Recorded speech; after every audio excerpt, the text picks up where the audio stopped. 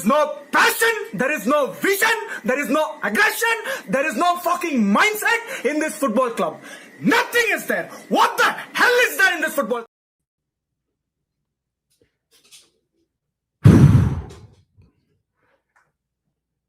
Good evening, everybody, and welcome to your first post-match live following the Major League Soccer restart. MLS is back.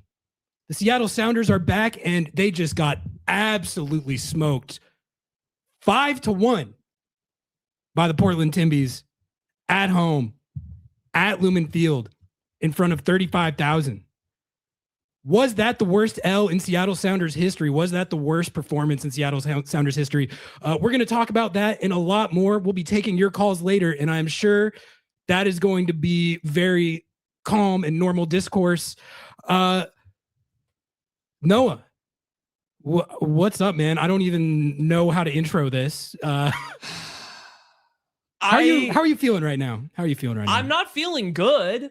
I walked into this match already having just an incredibly shitty week. Just like one of the top 5 worst weeks of my entire life.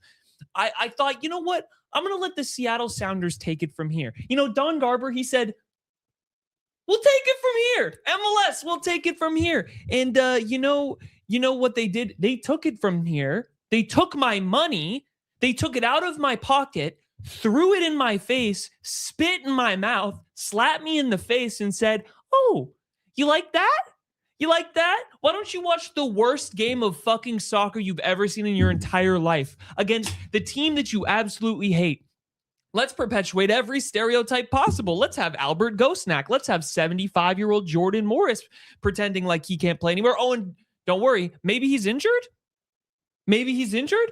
No, don't worry. Oh, and then, the Timbers score 5 on you. 3 of those in, 16 minutes, 17 minutes? 3 and 7 minutes. Let's get it right. My bad. Adding 10 minutes to that. Don't sell them short. Okay. No sign of summer signings, folks. Who knows? God only knows who they're signing, but don't worry. They're loading up the Tacoma Defiance so that they can make a run. I am at a point in my fandom where there's certain games that change you. I am not a crash out most of the time. I'm a crash out some of the time. This game has made me a full radical. This game has absolutely made me a full radical. We're converted to Brigade. Like I'm like genuinely converted to Brigade, and that's not even a joke. I'm Brigade. Like I'm on Brigade now. Brigade. I mean, we got so much to talk about, and I don't even know where to begin with this. I guess the first thing that comes to mind is just how kind of shocking a result that bad is, considering you've had 6 weeks off for the World Cup, and they intentionally put these rivalry games like right after the World Cup craze is winding down to try and build excitement, to try and build hype around MLS coming back. We'll take it from here. Don't worry, guys. We'll take it from here. To take an L in that situation is one thing. To get 5-1 by your arch nemesis, your arch rival on your home field is quite another. And I think kind of what, we're, I think speaking semi in jest, saying that we're converted to Brigade. But like the thing about an L like this is it's about more than the singular L in the standings. I think sometimes you feel those kind of fork in the road type moments where kind of just everything changes. And I think time will tell if this is one of those moments where we kind of see everything get flipped on its head. But going into this match, I felt one way, and coming out of this match, I felt another. And I'm sure we're gonna have callers and brigadiers talking about how they predicted this. This was different than anything anyone's been complaining about. This was a game where they were not competing. No, They didn't even show up to play their biggest rival. Yeah, exactly. Who doesn't have a fucking coach? They don't have a fucking coach, Ari. They don't have a fucking coach. They have a guy named Jack Cassidy, They have a dude who looks like the fucking chiseled, like fucking meme honestly, guy. they should hire Jack Cassidy after that. But what I'm saying is like this to me, this is different than like anything that anyone has been complaining about or talking about, or kind of anything that we've been talking about with this team. Something that I've appreciated about this team over the years is that stuff like that doesn't happen to them that often. Even in the worst of times, you can usually count on this team and these players to compete, to go out there and throw down, look like they're gonna play and die for the badge, even in games where the result doesn't go their way. You can at least point to a baseline of competitiveness that was not there in this game. And we talk a lot too about how there are outlier results over the course of a long MLS season for every team, but not like that, and not for this team. Even against that team, who we've talked about a lot, has had Seattle's number over the last few years. Yeah, it does not go that far off the rails as a matter of normal course. No. So that leads to me like a different feeling coming out of it, and a different type of discussion that we need to have than we usually have after poor results, where it might not go their way, but like for them to be that non-competitive in that situation, it was egregious. And we're going to have the Schmetzer presser pulled up as soon as it starts. And I'm curious at what he has to say, because this is the worst L of his Sounders career. I have to imagine, like in terms of like depth of how bad it got in the score line and the circumstances and everything. Like we'll see what he has to say. But Noah, I wanted to before we get to the Schmetzer presser, I have a question for you. Yeah. I have a question for you. And I have a question for you as well, chat. I have a question. How is it possible? Riddle me this. This team just had a 6-week break for the World Cup. They have not played a match in 6 weeks. Okay. How is it possible after a 6-week break? Okay, wait, it looks like Schmetz is. All right. Yep. I'm going to hold that thought. It's a good thought, but I think we do have the presser starting in just a minute here. We got an empty podium. Going to try and turn up the audio for you guys. Okay, it's definitely not started yet.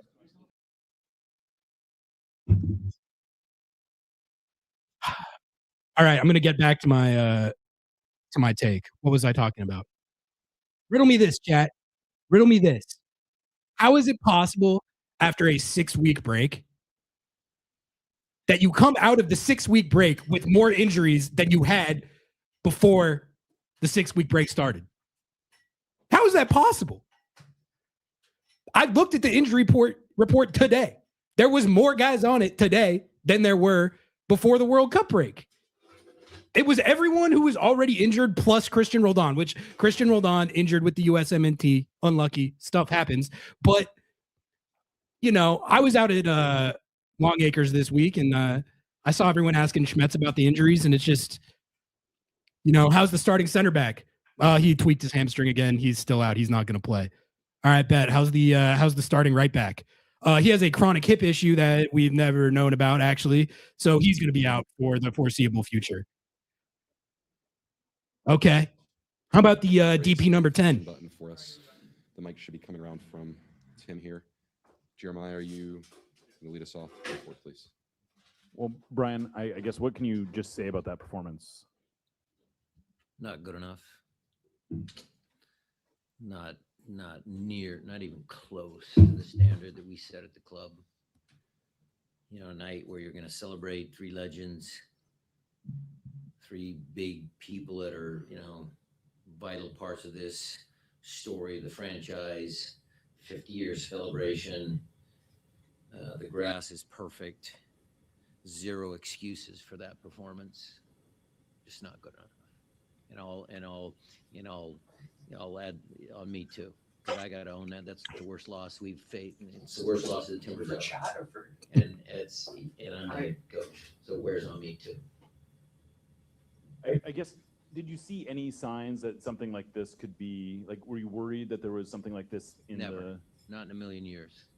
Credit to their coach, because he had their guys fired up. So, credit to the Timbers. But I didn't see it coming. I thought we had a good week of training. I thought the guys were all motivated. We were just trying to break down some of the goals there. Goals change games. Obviously, Paul's offsides by half a yard. Kalani has that chance in the beginning, and then they come down and score that first goal and seem to take all the wind out of our sails. And then go into halftime, trying to make some adjustments. You give up a stupid foul. Defending on set pieces, it's something that we can prevent or we should be better at. That second goal sunk us. And then the third goal, Jackson's carrying a yellow and he doesn't want to step into midfield and, they run back past four of us, just not good enough. All right, we'll come down to Maz next. Yeah, Brian, you pretty much said, let me go a different way. Just what did you think about your overall defending? And it looked lack of communication between lacked conviction, Yep. lacked intensity, lacked smarts, lacked desire. You could say when Peter Kingston came on, a little spark there, Stewart coming on, trying to do something, but the defending was poor.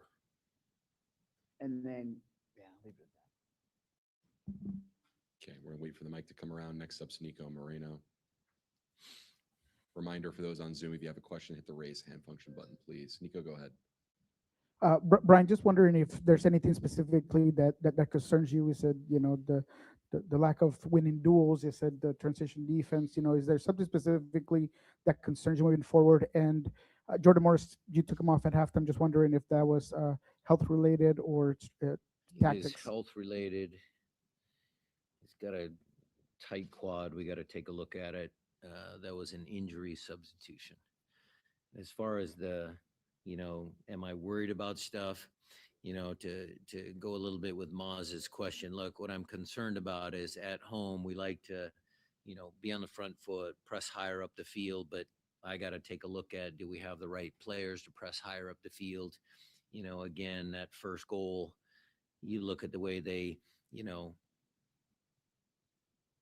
got past our pressure.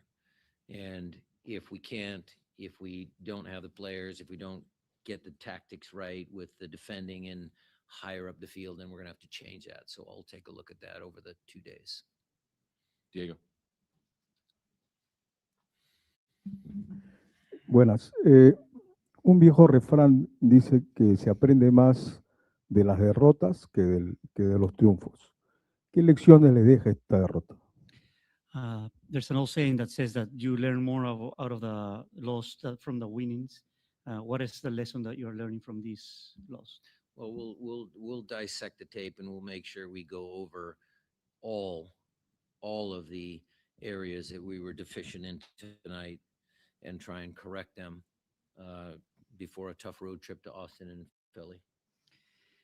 Vamos a ver la grabación ahora, más tarde, para ver todas las áreas en donde estuvimos de manera deficiente para prepararnos de la mejor manera para este difícil viaje que vamos a tener You can add to that. There's too many right now. I have to watch the tape, but there's a lot of them. I could pick one or two, but it might be 3 or 4 or 5 things that we need to do better. Que pueden ser, que inicialmente pensaba que podría ser 2, 3, 4 cosas, pero pueden ser muchas más cosas las que las tenemos que revisar. Other questions on this side? Okay, we'll come back around here for follow-ups. Maz, you have one? Okay, Jeremiah.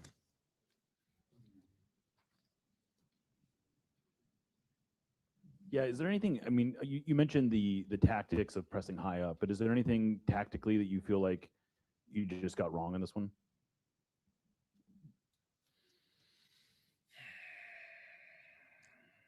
Again, without having a look at the tape, what I felt at halftime. It was one goal, it was one mistake. We committed to press higher up the field. They got past us. They had strong running inside of Nuhu, behind Jackson. I think we could have picked that up.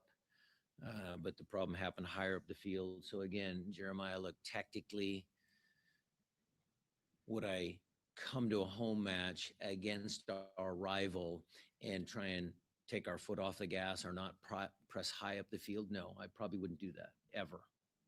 So I don't know if that tactic is right or wrong. Maybe the application of those tactics is where I need to dig into to figure out, to make sure that the players all understood their roles and responsibilities in those moments. That's something I can work on. But overall, I wasn't going to sit back and let the Timbers have the ball. All right, we'll take one or two more. Nico, go ahead, please. With so much on the line today when it comes to the derby, the restart of the second half of the season, how do you make sure that this type of result doesn't affect the momentum or the start of the second half of the season for this team? Well, it's a bump in the road. It has affected the start. That's 3 losses in a row, if you want to go back to the first part of the year. And so, yeah, something has to change. So it's a pretty strong group mentally. They're a little fragile right now after this, but we'll get them back up on the horse on Monday, and we'll get some guys back from injury, and we'll be fine. I don't think I missed anybody. We'll leave it there. Thanks all. Locker room's open. Thanks, everybody. Are we good with the ball? Yep, you're good.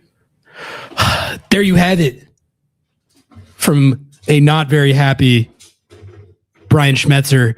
I guess as we get Noah back in here, let's give our little reaction to the press conference, and then we can keep it pushing with our takeaways from the match itself.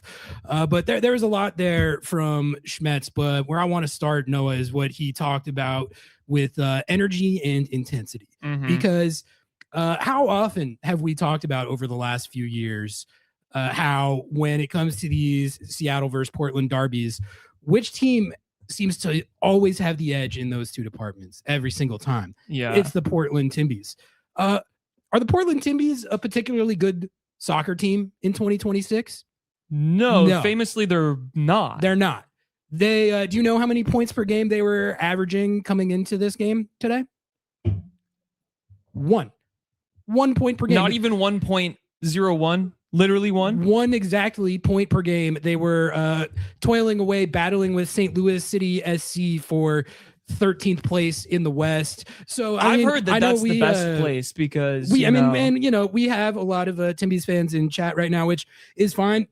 I would expect nothing less, and I'm sure we a lot of welcome people. you here. Yeah, honestly, fuck it, call in. Fair play. Yeah. But it's not like the opposition in question here is so good that they should be able to do that to you ever. No. Let alone at home under circumstances like this. Yeah. So when I look at this game and what went wrong, it's not that the Portland Timbies are a better team than Seattle right now. It's not that their roster is better. It's not that their players are better. It's not that they spend more money. No. It's that they care a lot about games like this. When they go into these games, they are trying to save their season and springboard themselves. This a lot is of the always time. their Super Bowl. This is their Super Bowl. Always their Super Bowl. Which I realize coming from us right now sounds like the biggest cope of all time. Hell, which this it was is. our Super Bowl Which at it this is. point. But that's what I'm saying, man. Like for them to come out and you know that this is their Super Bowl. Yeah. You know they don't care about winning MLS Cup. No. They care about winning this game. This game That's right here. That is all they care about. So you know that they are going to come out and they are going to look like Real Madrid. And that first goal that Kevin Kelsey scored, like low key, like every single person in the press box was like, "Yep, hats off." Hats off. If you can break down a defense with a nice pass like that, and frankly, Jackson Reagan deciding that he doesn't want to defend and Nuhu not talking to him, telling him he has a man on his back, it's like, all right. Yeah, and should Nuhu and Jackson Reagan have let Kevin Kelsey split them completely unmarked with absolutely no one tracking him or picking him up? No, they should not have done that. They should have defended that better. But if Kevin Kelsey is going to hit the number one play on SportsCenter top 10 and punch you in the mouth, that stuff happens sometimes. Yeah. And what do we talk about all the time? It's like when you hit that adversity, especially in a rivalry match, it's not the fact that you conceded a goal or went down 1-0. It's how you respond. And I think this team has usually been pretty good about responding in those types of situations.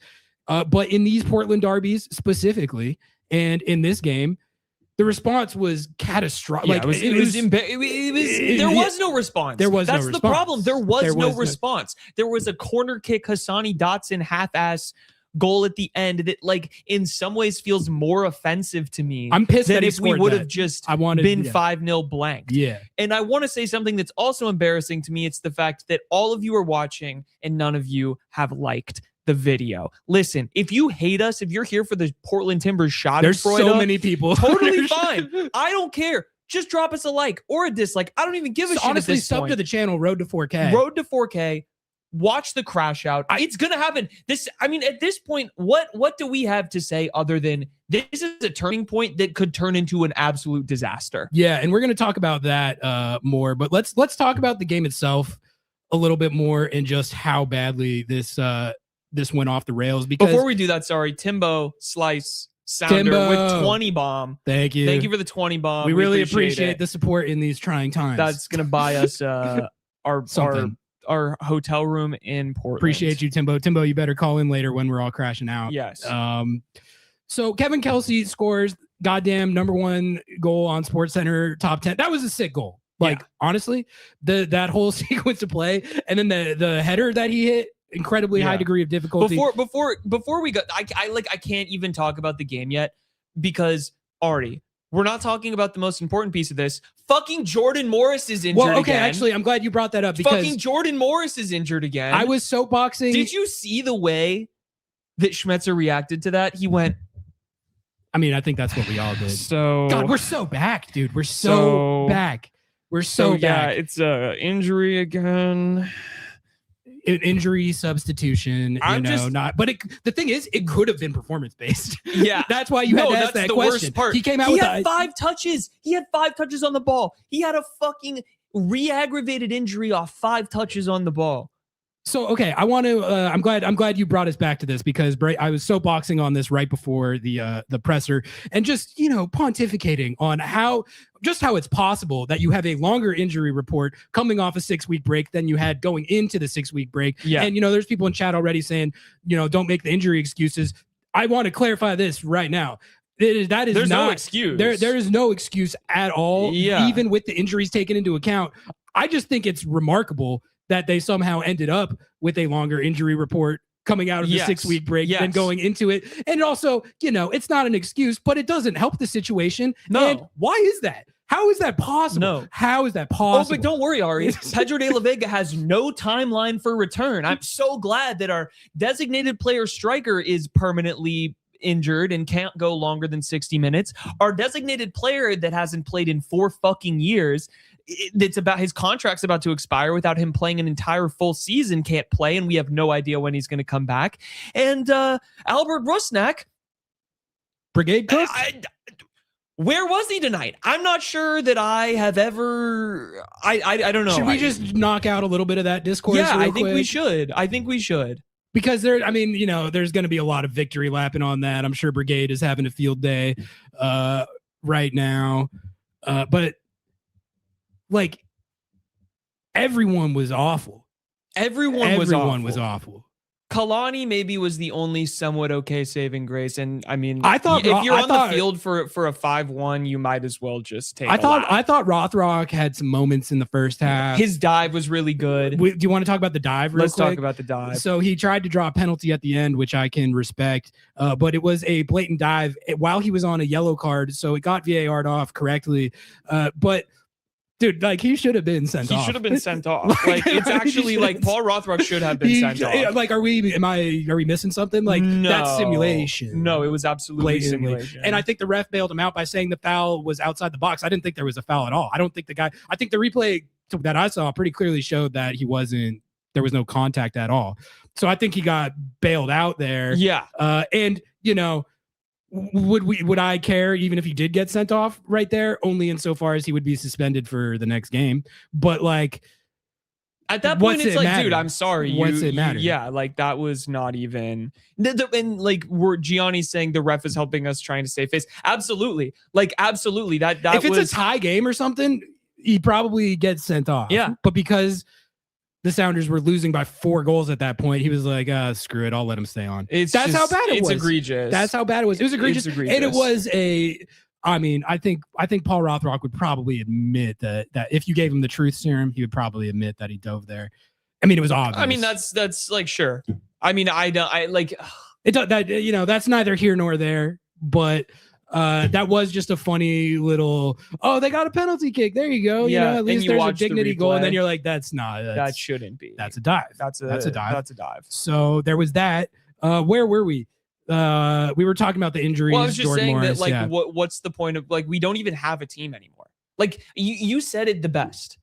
We are at a fork in the road at what the Sounders are, who the Sounders what this build is, what this is, what anything is happening right now. You have, maybe you're gonna play in Lumen. Like, this is the influx, needle moving moment where the Portland Timbers could potentially point to this match and say, we ended the reign of the Seattle Sounders. Oh, they're going to point to this match and say we're about to save our season, and they might see. That's what we're going to find out in the days and weeks and months to come, is what exactly the fallout is from this. Because I think fork in the road is a good way to describe it, because it is one of the most, if not the most horrendous games and results in the history of the club. Yeah. It is also just one game, and going into this game, if you asked me about the state of the Seattle Sounders and their roster, I would not have told you that it's as dire as the Brigade would lead you to believe, and that they're going to lead you to believe after a game like this. This team, for however negative we've been tonight and are going to be negative throughout this show, this team was at 1.88 or whatever points per game. They looked insane going into the this game. season. Like, the start of the season And was... they've been at 2 points per game for most of the year, up until the last couple games before the World Cup break, where the entire squad got injured and they had a couple really bad L's, a really bad 2-0 home L to the Galaxy that I had wiped from my memory that I had to look up. So yes, the last 2 games before the World Cup break looked pretty bad. Not that bad, but pretty bad. But on the balance, they had won 7 games and were at 1.88 points per game. So you could at least look at it. And if you wanted to tell yourself that this roster was in a place where it could actually contend for and win trophies, there was at least a case to be made. there was a case to be made. There was a case. People can deny that if they want, but they're based on the results, performance on the the literal field, record and the points per game. You could make that case based on those things. Now we have the context of more performances, an entire break, and it's like, all right, well, it's time to realize that wasn't fake. Oh, we froze. Our video froze. We got too hot. Oh, we're good. We're back. Guys, we cooked so hard that we literally I don't know made if you the guys camera heard. froze. I was cooking. I had a great take right there. I hope you all heard that. Is this roster done? That's what we're gonna find out. Like what in this roster is salvageable? Because think about the lineup tonight. Yeah, like I just talked about the injuries and how dire a situation it was, how much more dire it was than it should be, given that you just had 6 weeks off. But look at the lineup that was out there tonight. Yeah, you had Tino Lopez out there. Tino Lopez has been playing well this year. But actually, I have somewhere where I want to go with this. Let's go. I have somewhere. Yeah. So and guys, we will take calls. Yeah, please watch. We need to get our this takes first, and then we'll get to my you, catharsis is more important than taking calls right now. But okay, so Noah, going into this game, I was actually pretty concerned. Yeah, and I definitely did not see that coming. Sure. I did not see a 5-1 coming, but I was pretty concerned, and the reasons were as follows: Christian Roldan not playing in this game, injured with the USMNT. And when that happens, the starting double pivot for this team is Hassani Dotson and Snyder Brunell. And after watching that game and thinking about how that setup has looked really all season when they've had to run it out, it's just not complementary skill sets. No, it's not. That pairing cannot run the double pivot in the way that this system has to have for it to function effectively with Christian Roldan in there. So that was in general. That was red flag number one right off rip and it's not even about Hassani or Snyder as individual players. You and I, we love them. In fact, if I had to pick, if we were doing positives and negatives and I had to reach for a delusional positive, I thought Snyder at the start of the game, man, they almost scored a couple times in the first like 10 minutes. Yeah. Snyder had one good shot that was saved, I think, and then Kamal Miller cleared a Snyder goal off the line. If that goes in, maybe things are different. But that double pivot, it just doesn't have the bite and physicality and ground coverage and dirty work. Christian Roldan does all the dirty work for this team every single week, every single game. I hope anyone who doesn't appreciate it appreciates it now after watching that, because I don't think that you can run that double pivot anymore. No, you can't. No. And there's going to be a lot of talks about, moving off Jordan Morris and Albert Rusnak and getting a new DP9 and moving off Pedro de la Vega. And I'm not even here to say that discourse isn't valid, but you need to get someone. You got to figure out the double pivot. You got to figure that out, man. That is not like, you can't run that out there. We were literally walking back across the bridge, and the first thing that came to my mind was, wow, isn't it incredible that year after year after year, this team cannot function without Christian Roldan? It's become the Ozzy Alonso thing. It's literally the Ozzy Alonso thing, and we're doing it all again. And guess what? Christian Roldan is an incredible player. I love Christian Roldan. You love Christian Roldan. He's not going to leave the team, but he's going to age out. And you need secondary options as he starts to play. He's going to have less durability as he ages. And we're at this point where you have fucking Hassani Dotson as his backup. No disrespect to Hassani Dotson. Got a goal tonight. Kind of the only bright spot.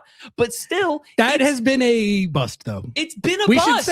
We should say it. Brigade's going to give us a hard time if we don't say it. It's been a bust. It's been a bust. It's been a concern, at least in the position that he's playing. For $800K. For $800,000. I mean, the whole kind of point of that idea, which let's acknowledge we bought into that idea at the time. And I watched a lot of Hassani Dotson on Minnesota United to where I thought that Danny Leyva.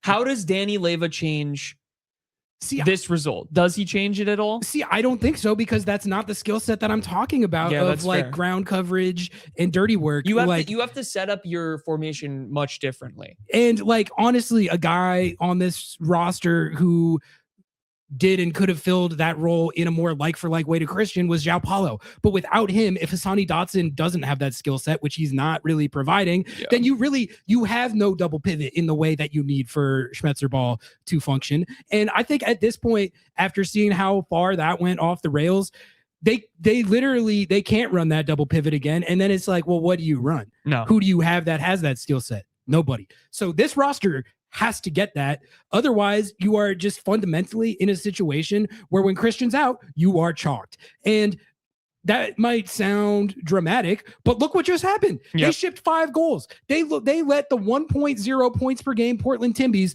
bam 5 goals on them. They made them look like them fucking off the Real Salt Madrid. Real Salt Madrid. Yeah. So that's issue number 1 that I had right off the bat. And I was worried about that. I was concerned about that. And my concerns, I think, turned out to be well-founded. And again, man, it's really not like blame game. It's skill sets, acknowledgement, and like what these players bring to the table. And, there'll be a lot of Craig Wives discourse, I'm sure. We're ready to have it. We're ready to have it. We'll talk it. We'll do it in the calls, I'm sure. But like anyone who wants to say like, man, like $800K on Hassani Dotson for what he's providing in this system, for results like that to happen when he has to play, that's a bad look. That's not good. That is not good. And that was honestly the second thing that I was kind of thinking about going into the game was the pressure on Hassani Dotson specifically. Man. You noted that very specifically that this is the game for him to figure it out. This is kind of the biggest pressure that he's going to have. And if he doesn't figure it out, well, and I really don't mean to make it a thing of like, oh, it's all Hassani's fault. It's not. It's just what that double pivot is skill set wise. That's it. And if that's what it is, then that's not a playable setup. No, it's not. It's not. Not it's if the Portland Timbies can do that to it. So that's something. And then the other thing is the fact that Yamar is still out after the 6-week break, which is something I was going to get to. Yeah. But like, I don't mean to keep harping on this, but the fact that he got this injury, like the second or third game of the season, like a long ass time ago at this point. Oh, don't worry. Kim Keehey's also out. That was a really good I forgot to mention that. Thank you for re-signing 47,000-year-old Kim Keehey. I get that he's making like nothing and he's not costing anything, but he is using an international spot. Well, and like if Yamar is out, that's the roster spot that you need to be able to fill in a situation like this. It's just fucking penny pitching, Ari. I'm so fucking tired of it. I'm so fucking tired of it. And it's like, it's one of those things where it's like, I really like Craig Weibel as a person. I really don't think that he's done the wrong thing with the amount that he's done. I think the problem is we're fucking broke. We're fucking broken. We won't spend a goddamn single penny on a transfer fee. We won't spend a single fucking penny on anything. And we're spending money on people because they lived in Seattle at one point, or because they are like, we're a formerly really good prospect, but had an injury and we can get some kind of deal on them. It's fucking infuriating. I'm watching Sporting Kansas goddamn City court Mo Salah, and we're going to have like, we'll probably sign a guy from the Defiance. God, you sound like such Brigade right now. But it's like, dude, I'm done. I've given you an opportunity. I've absolutely given you an opportunity to show me that you can do it on a budget. It's worked for a little bit, but now we're here, okay? We won Leagues Cup. Amazing. That was incredible. That was a really good ragtag squad. It's 2026 now. What have you done for me lately? Fucking nothing. So let's spend some goddamn money, and maybe we should bring Tribe in. Oh, we got to bring Tribe in. Let's go. The queue is lit. We got everyone ready to throw down these takes. I cannot wait to hear what you all have to say. There's like 10 of you in here right now, so if it takes a minute, sorry, but there's a lot of you in the queue. Move people through quickly. We'll try and be efficient. There's also 500 people watching, so yeah. There we go. All right, you ready, Tribe? Yep. All right. Welcome to the call, Tribe. I'm not even going to say anything. You just take it from here. Take the floor, Tribe. Well, it's time to get rid of Morris. He's doing jack shit. He's costing us a DP spot. That's just insane. We're going to sign 5 fucking players in the summer from the Defiance. That's just going to happen. It's every single year. It feels like it's every single month that we hear about something like that. It's getting really old at this point. We can't beat the Timbers. We just can't. We've done it once in the past. How long? Who cares? We have a very, very cheap general manager who doesn't want to spend anything. Nothing. When was the last time we signed an actual banger player? De La Vega. And how did he turn out? He's pretty injured, right? We haven't had a great signing in so long. We went from Roldan, Ladero, and Joao Paulo to fucking Hassani Dotson and 19-year-old Snyder Brunel. What the fuck? No, genuinely. And we went from Raul Ruiz to fucking Morris, who plays once every fucking month, it feels like at this point. It's the most painful, infuriating. I don't even care. It's so bad I don't even care anymore. I just don't even care anymore. It's just so fucking painful. I don't know what to think. So, Tribe, this is my question. Is the cheapness a GM issue, or is it an ownership issue? Because I think that's what needs to be talked about. Man, if I took over, I would buy it out for $500 and still spend more. That's how bad it is. Genuinely. It's both. I think the fans should own the club completely. That's what should happen. Like some Green Bay Packers? Just like absolutely. Stuff? We would spend a lot more. It doesn't matter. Our broke asses would spend a lot more than them. Hey, bro, that GoFundMe would go crazy. Should we do a GoFundMe for a Sounders DP? That could be a good bit. That's a good bit. That could be a good bit. Why not? We would raise like 10 mil. Yeah, easily. And we're going to bring in Salah. Fuck Kansas City, bro. We're bringing in Salah. Salah is about to go live in Kansas City over Seattle. Literally Kansas City, Missouri. Like, I'm sorry. Let me just pause for a second. Sporting Kansas City, Yeah. the club that had the same coach, sporting director, general manager, and also somehow They're like more passionate hitman. about professional wrestling than they are Yeah, soccer. but more they care more about professional wrestling than soccer, are the front runners to sign one of the best strikers to ever play the fucking game. And the Seattle Sounders, 0 transfer rumors in like 10 years. Here's the thing though, and then Tribe, I'll toss it back to you. But like a result like this, I'm curious what effect it has on that mentality, because up until now, they've been able to say, and we've been perpetuators of this viewpoint. Like I'll say that, but they've been able to say, well, yeah, but we win. Yeah, but we win. Look at our trophy case. Look at where we're at on the table. Look at how we perform. Look at how we compete. Look at our club. Look at our culture. Shit like that happened tonight never happens to us. So like that's what they were able to say when anyone levied this criticism. And I think as long as they were taking results and things were going their way and they were stacking trophies, they had a point to make. After some shit like that, you don't really have that to stand on. No, I completely agree. It's a joke. I mean, how does Robert Lewandowski go to Chicago? Griezmann going to Orlando? Salah probably going to Kansas. How do we not have anybody? How do we, the club? I don't even need it to be a guy like that. I like a guy like Rui Spend Diaz. a couple fucking $1 million on. It's just crazy that they get this motion. This club has ever made are Nicolas Ladero and Raul Rui Diaz. Like, yeah, I don't need a washed up fucking 47-year-old Antoine Griezmann to make me happy. 100% I need like 28-year-old Peruvian guy who's really short and loves to post really weird TikTok videos. Like, that's what I want. Why can't we have that? What have we lost as a club? I don't know. I'm curious to see how this changes like the tact from the ownership in the front office, because like you can get away with money balling when you're winning and when you're stacking trophies, when you're getting smoked on 5-1 by your biggest rivals at home in front of 35K. Azel's cooking. San Jose of all teams just bought the golden boot leader from an Australia, A-League on a U22 deal this week. Fucking San Jose. Yeah. And guys, I see there's more than 10 people trying to get in the queue. Yeah, sorry, queue's lit.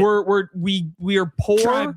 If you donate, we'll upgrade our StreamYard subscription. Give us one last take to bring it home, and then we gotta get James in here. Yeah, no, absolutely. It's just crazy that we're not getting any emotion like these other poverty clubs. Genuinely.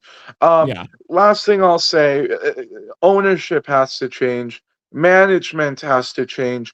I think it's not really Brian Schmetzer's fault. I think this was just an anonymous brother. I'm too pissed. I can't even speak English. Holy shit. Yeah. Thank you. It's just a painful thing. I'm going to forget about this and look forward to the World Cup final. I'm going to try to enjoy the World Cup final with this in the back of my brain, just nagging me until we finally beat the Timbers. But with that being said, yeah, fuck the Timbers, man. This is horrible. I mean, they're not gonna win anything. Let's be serious. Honestly, yeah, no, we will. They shouldn't be. We can't say. We can't say shit right now. I feel like I'm trying to cope, but it's like I can't really say shit. The Timbers right now. are bad. Yeah. All right, boys. All right, tribe. Thank you for calling in. Cheers. We'll talk to you soon. Bye. Okay, I'm kicking you. I'm sorry. Okay, if you were trying to get in the queue, there's a spot open now. Oh, James, this is a star-studded queue. James, we got James. We got you Giani. ready? We got everyone up in here. We got Caleb. Yep. Okay, let's go. James. Okay, you know what, James? Let me. First, I got to start with an open letter. An open letter to James, the leader of the brigade.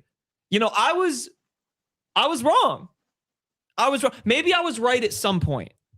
But at the end, we landed on James having the correct opinion. Would I have ever thought that was the case? If James was right, but it's like gosh. I would like to formally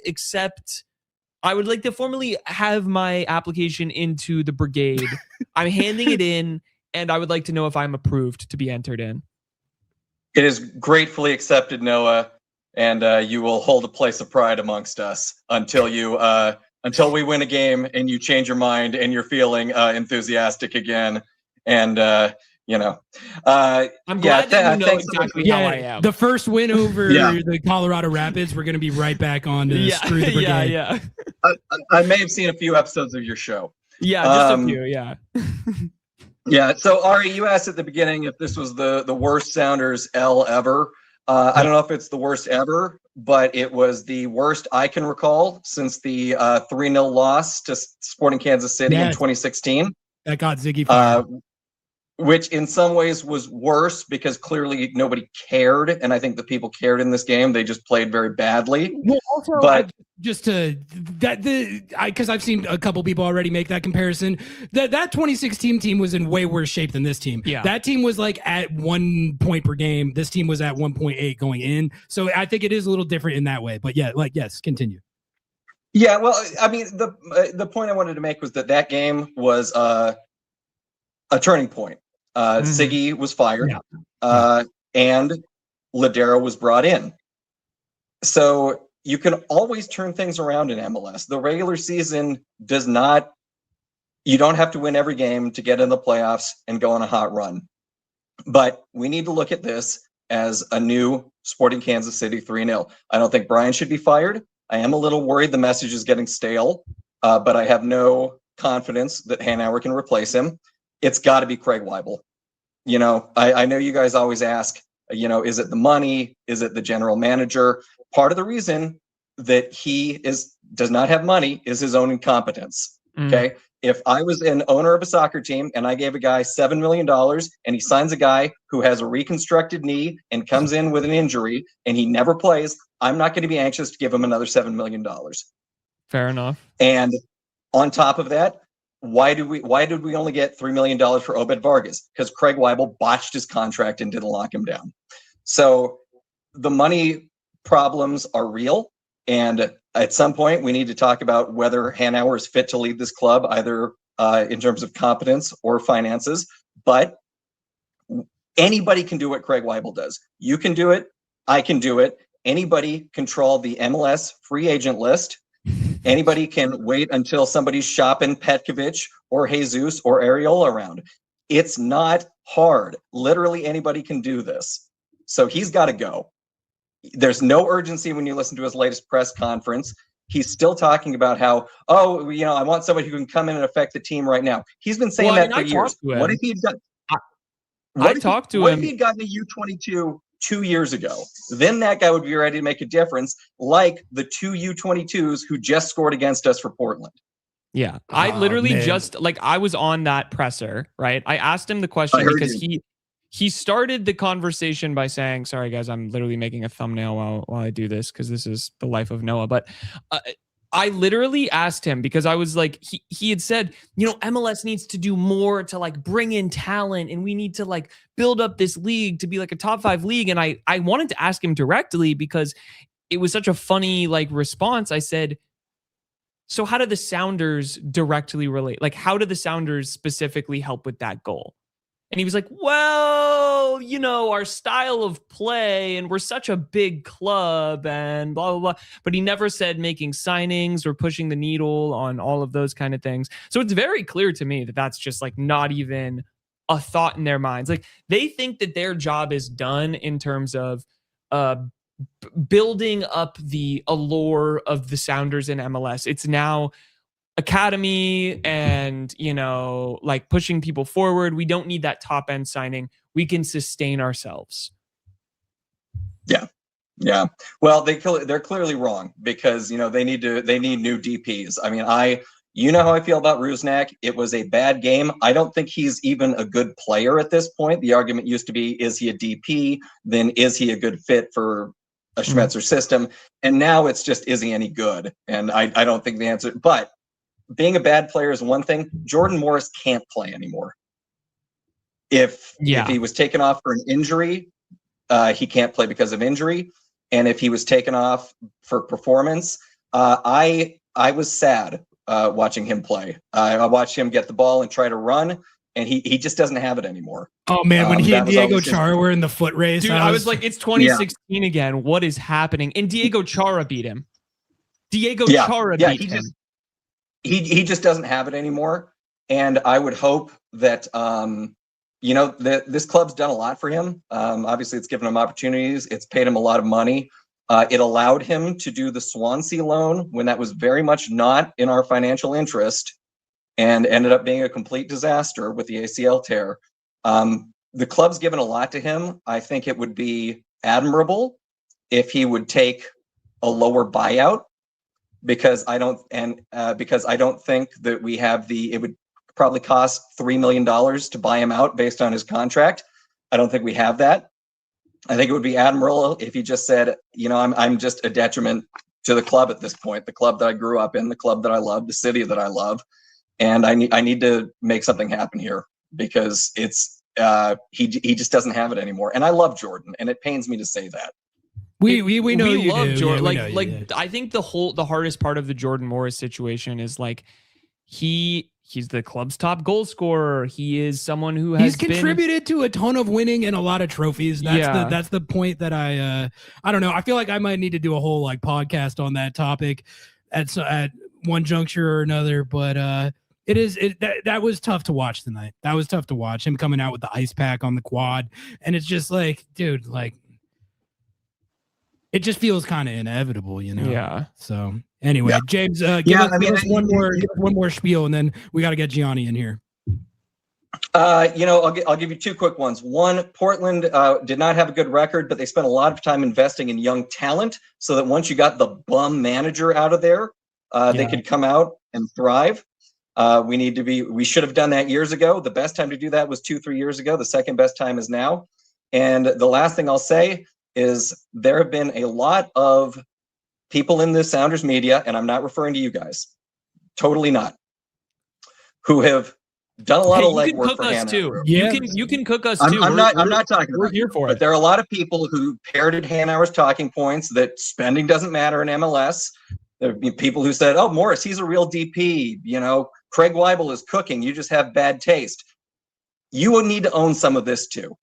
Okay, you are part of the reason that it got this bad in terms of spending, in terms of GM competence, and use your platform for change. Demand new DPs, demand new U22s, and encourage people to boycott the season tickets if we don't see major investment in the roster this offseason. It's been 5 years. It's about time.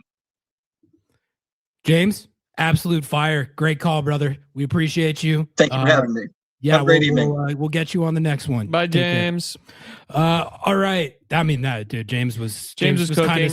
I'm ready for Giani though. The thing is, yeah, we got to get. We Giani. had two heaters, but now I already know Giani's about to. I've watched him just like trying to hold it together in his chair, and I can't wait for the Giani take. Are man. you ready, Giani? Yeah, he's nodding. He's nodding. Welcome to the stream, Giani. Giani, take it away, man. Take it away. 5-1 to the Timbies at home. First game after the MLS restart. After the World Cup, the momentum, it was all there. The new fans were there to be taken, and you got 5-1 by your biggest rival at home. What's up, man? How you feeling?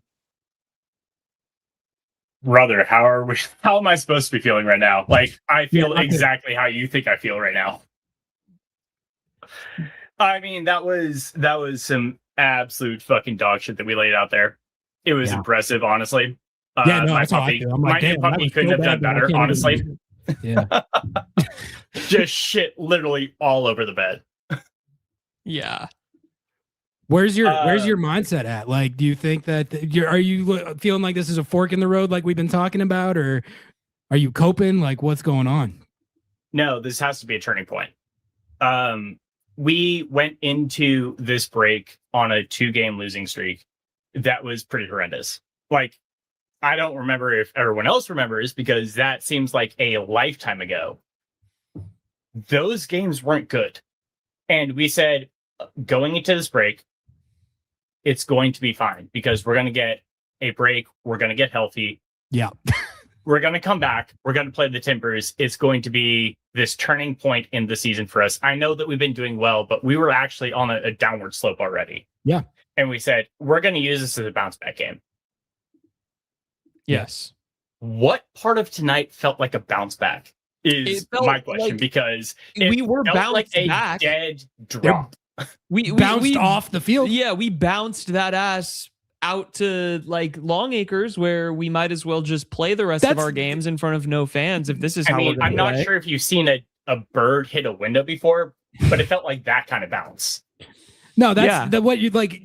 That's the most galling part about it. You had 6 weeks off to like get healthy, get recalibrated, lock in, put the last 2 crappy games before the break behind you, and get ready to go contend for some trophies. If you go out there and you even say it's like a competitive, hard-fought, entertaining 2-2 draw, you know, we're all probably sitting on this post-game show feeling like there's drop points, we're pissed off, we're doing the Craig Weibel discourse or whatever. But like to get 5-1 to let that whole storyline of the energy and intensity be totally on the side of the Timbies, man, it's so egregious. No, just getting absolutely bammed on like it was our fucking job.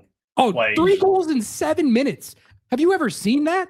Against the Timbers? Sure, yeah. When I was playing, when I used to scrimmage down levels, that's when I used to see that kind of shit.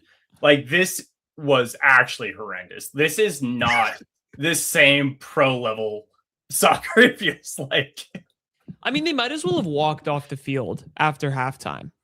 Did they not? Coming out of the break that flat. But honestly, did we not? After you got smoked on in the first half. How do you go in after that first half, which was awful? And then I was actually texting with my father, and I was like, he's like, okay, I'm turning this off. It was at the 77th minute. I'm like, oh, at least you quit at the 77th. The Sounders quit in the first. Like, it was fucking horrendous. Like, I don't know what the fuck we were doing out there. We were talking about that in the press box. There was one point where Jeremiah was like, "Are they like tanking for super draft picks?" Yeah, we were all like there was like I don't even know. Which time? You mean when Nuhu and Reagan both decided that guy who's running for the ball isn't worth chasing? I'm not going to track him. When Nuhu decided that I am not going to go out to try and challenge this cross. Yeah. Like it was just dumbfounding watching us, the best defensive team in ML, like tied for the best defensive team in MLS, to just decide. What was worse tonight, the offense or the defense? I guess the defense, but like no offense. No. The defense probably stopped them from scoring 7.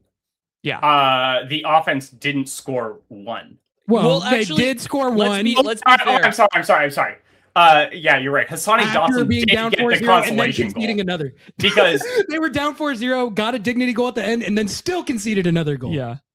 Do you think Portland was actually defending at that point, or did let's see how many goals you guys can score in 5 minutes? Yeah. This was I don't know. Just Giani, absolutely I don't mean to rush you, but we do have 10 extra people in the queue, so I want you to give your final crash out, and then we will. Where do we go from here? Yeah, Giani? where do we go from here? Where do we go from here? A full on fucking teardown, boys. Okay, so you're there. No, I mean, which of our DPs are working out? How many of our TAM players are currently playing up to their contracts? Not a lot. Not a lot. We have a bunch of players that we've pilfered from Defiance that we're hoping can fill the back end of this roster. How's that working out for us? Not that great. So, what we're looking at is late stage A's moneyballing. Yeah. Everyone else has caught on to the way that we were building our teams, the way we were finding players that were underperforming that we could buy at a cheap and repurpose. They're looking at the same players that we used to look at as TAM players from outside the league. The cost of players outside the league has gone up. Our willingness to spend has not followed that trend. We are falling behind the market. And I know that everyone wants to blame Craig. And yes, to a degree, Craig is to blame for the Pedro signing. No qualms about that. Yep, he owns that one. What about our inability to spend to buy out Raul? What about our inability to spend to actually pay players to come in? We're not paying any transfer fees for our DPs. We have to get them on freeze. We're being hindered by the actual money man, Adrian Hanauer. We can only moneyball for so long, trying to find wins in the aggregate until everyone catches on to what we're doing. As soon as you do that, you have to try and find another area to exploit. You know what Miami's doing? They're finding a way to exploit the rules. Yeah. Yeah. You got to play that game. You do. You need to cheat. You got to cheat to win. If you're not cheating, you're not trying. Exactly. Yeah. Exactly. But I mean, like, you don't have to be trying to give up 10% of your club to a player. You can also be signing them on a TAM to become a DP. What we don't worry, need to be doing. Don't worry. They did that. It's called Jesus Ferreira. I can't wait until he is the next DP signed, and At least he's like transforms 24. the club.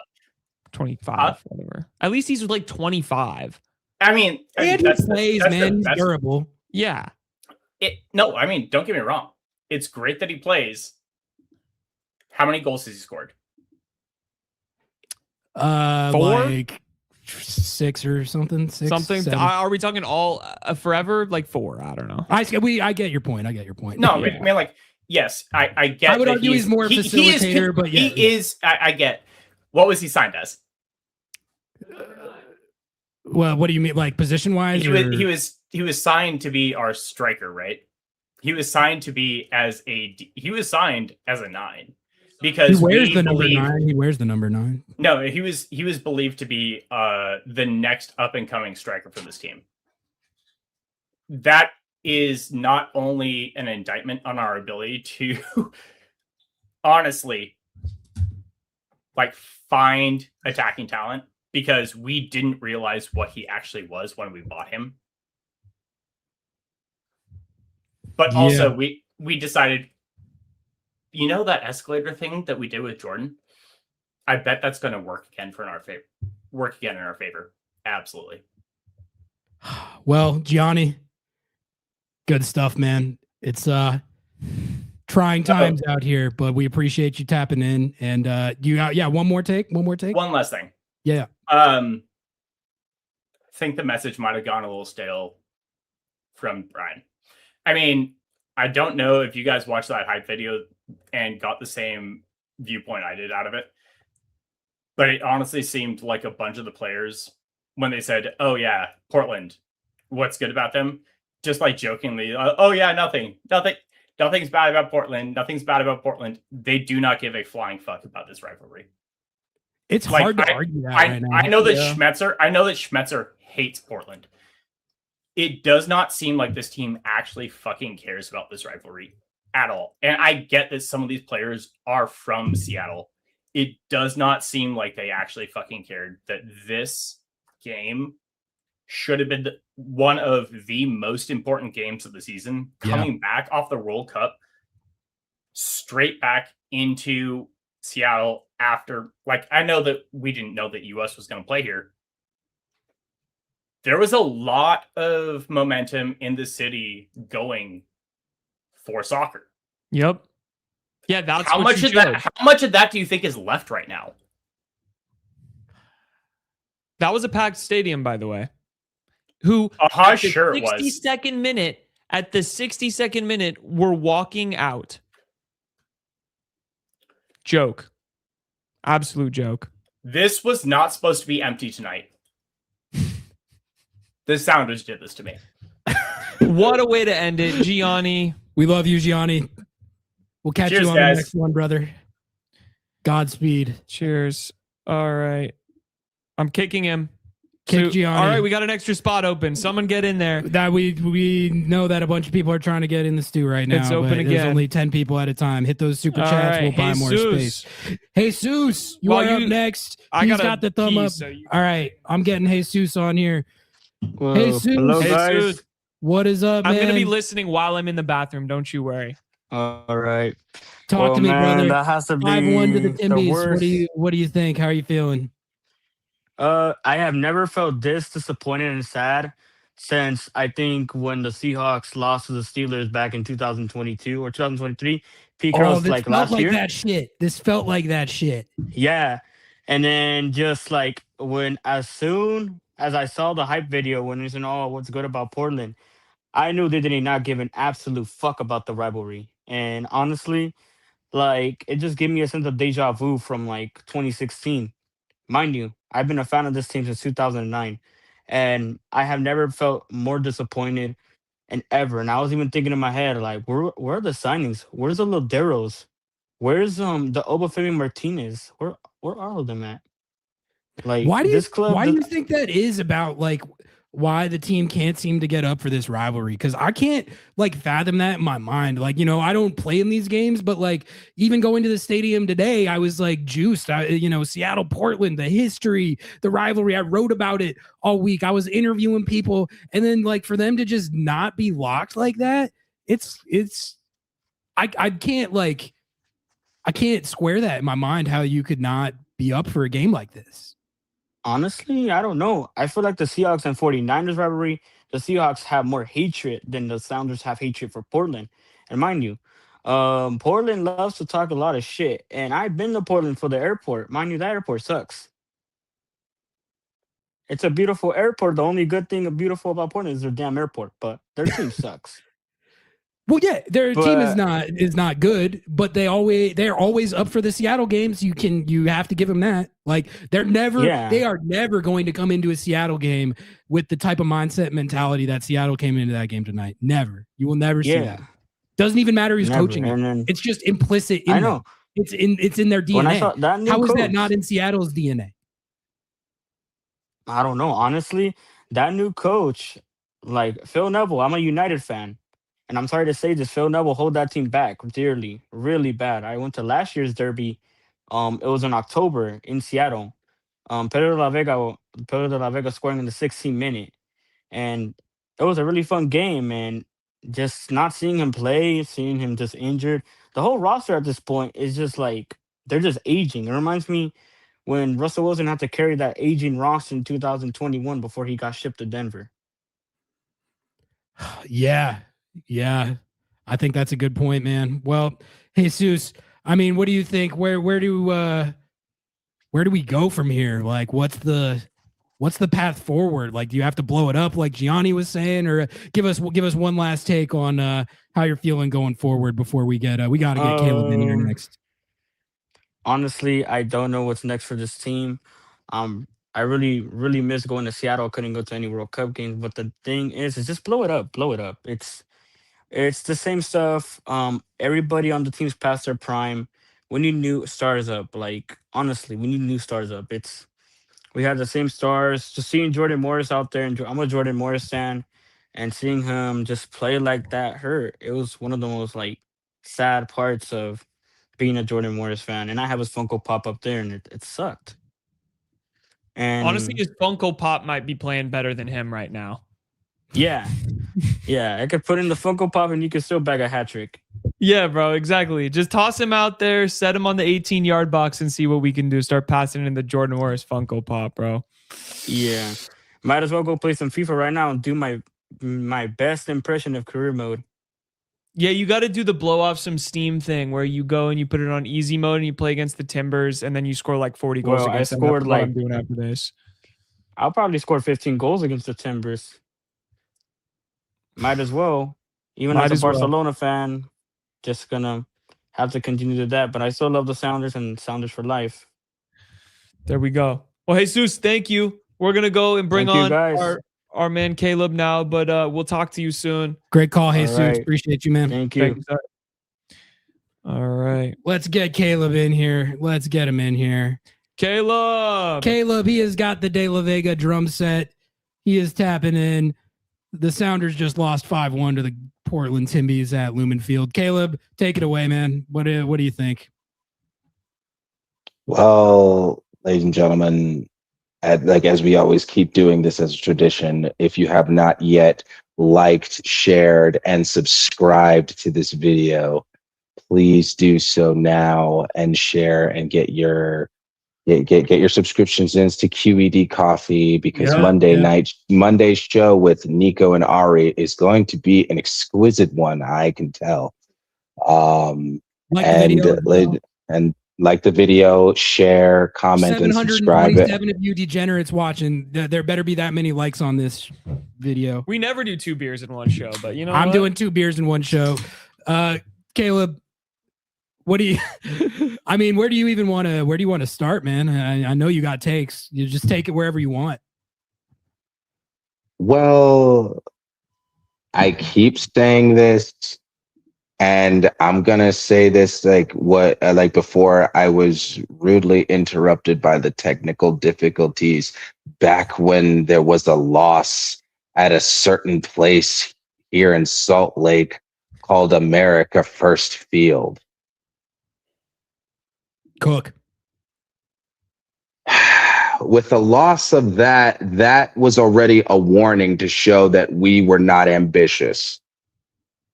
And I yelled it, and I keep saying it. We have given Garth asylum. We have given Craig asylum. We have given Freddie Juarez asylum. We've given Danny Musovsky asylum. We've given Albert asylum. At what place, Ari and Noah, has they came from that asylum that we've granted their asylum and stamped their approval to become Cascadians? Real Salt Lake. Real Salt Madrid. Thank you. And I keep saying it, which every Sounder fan, I have been waiting for this day for it to absolutely bash us in the fucking skull. Because it is absolutely atrocious that I keep saying that we are RSL 2.0. And can remember when you both said it, can we say it?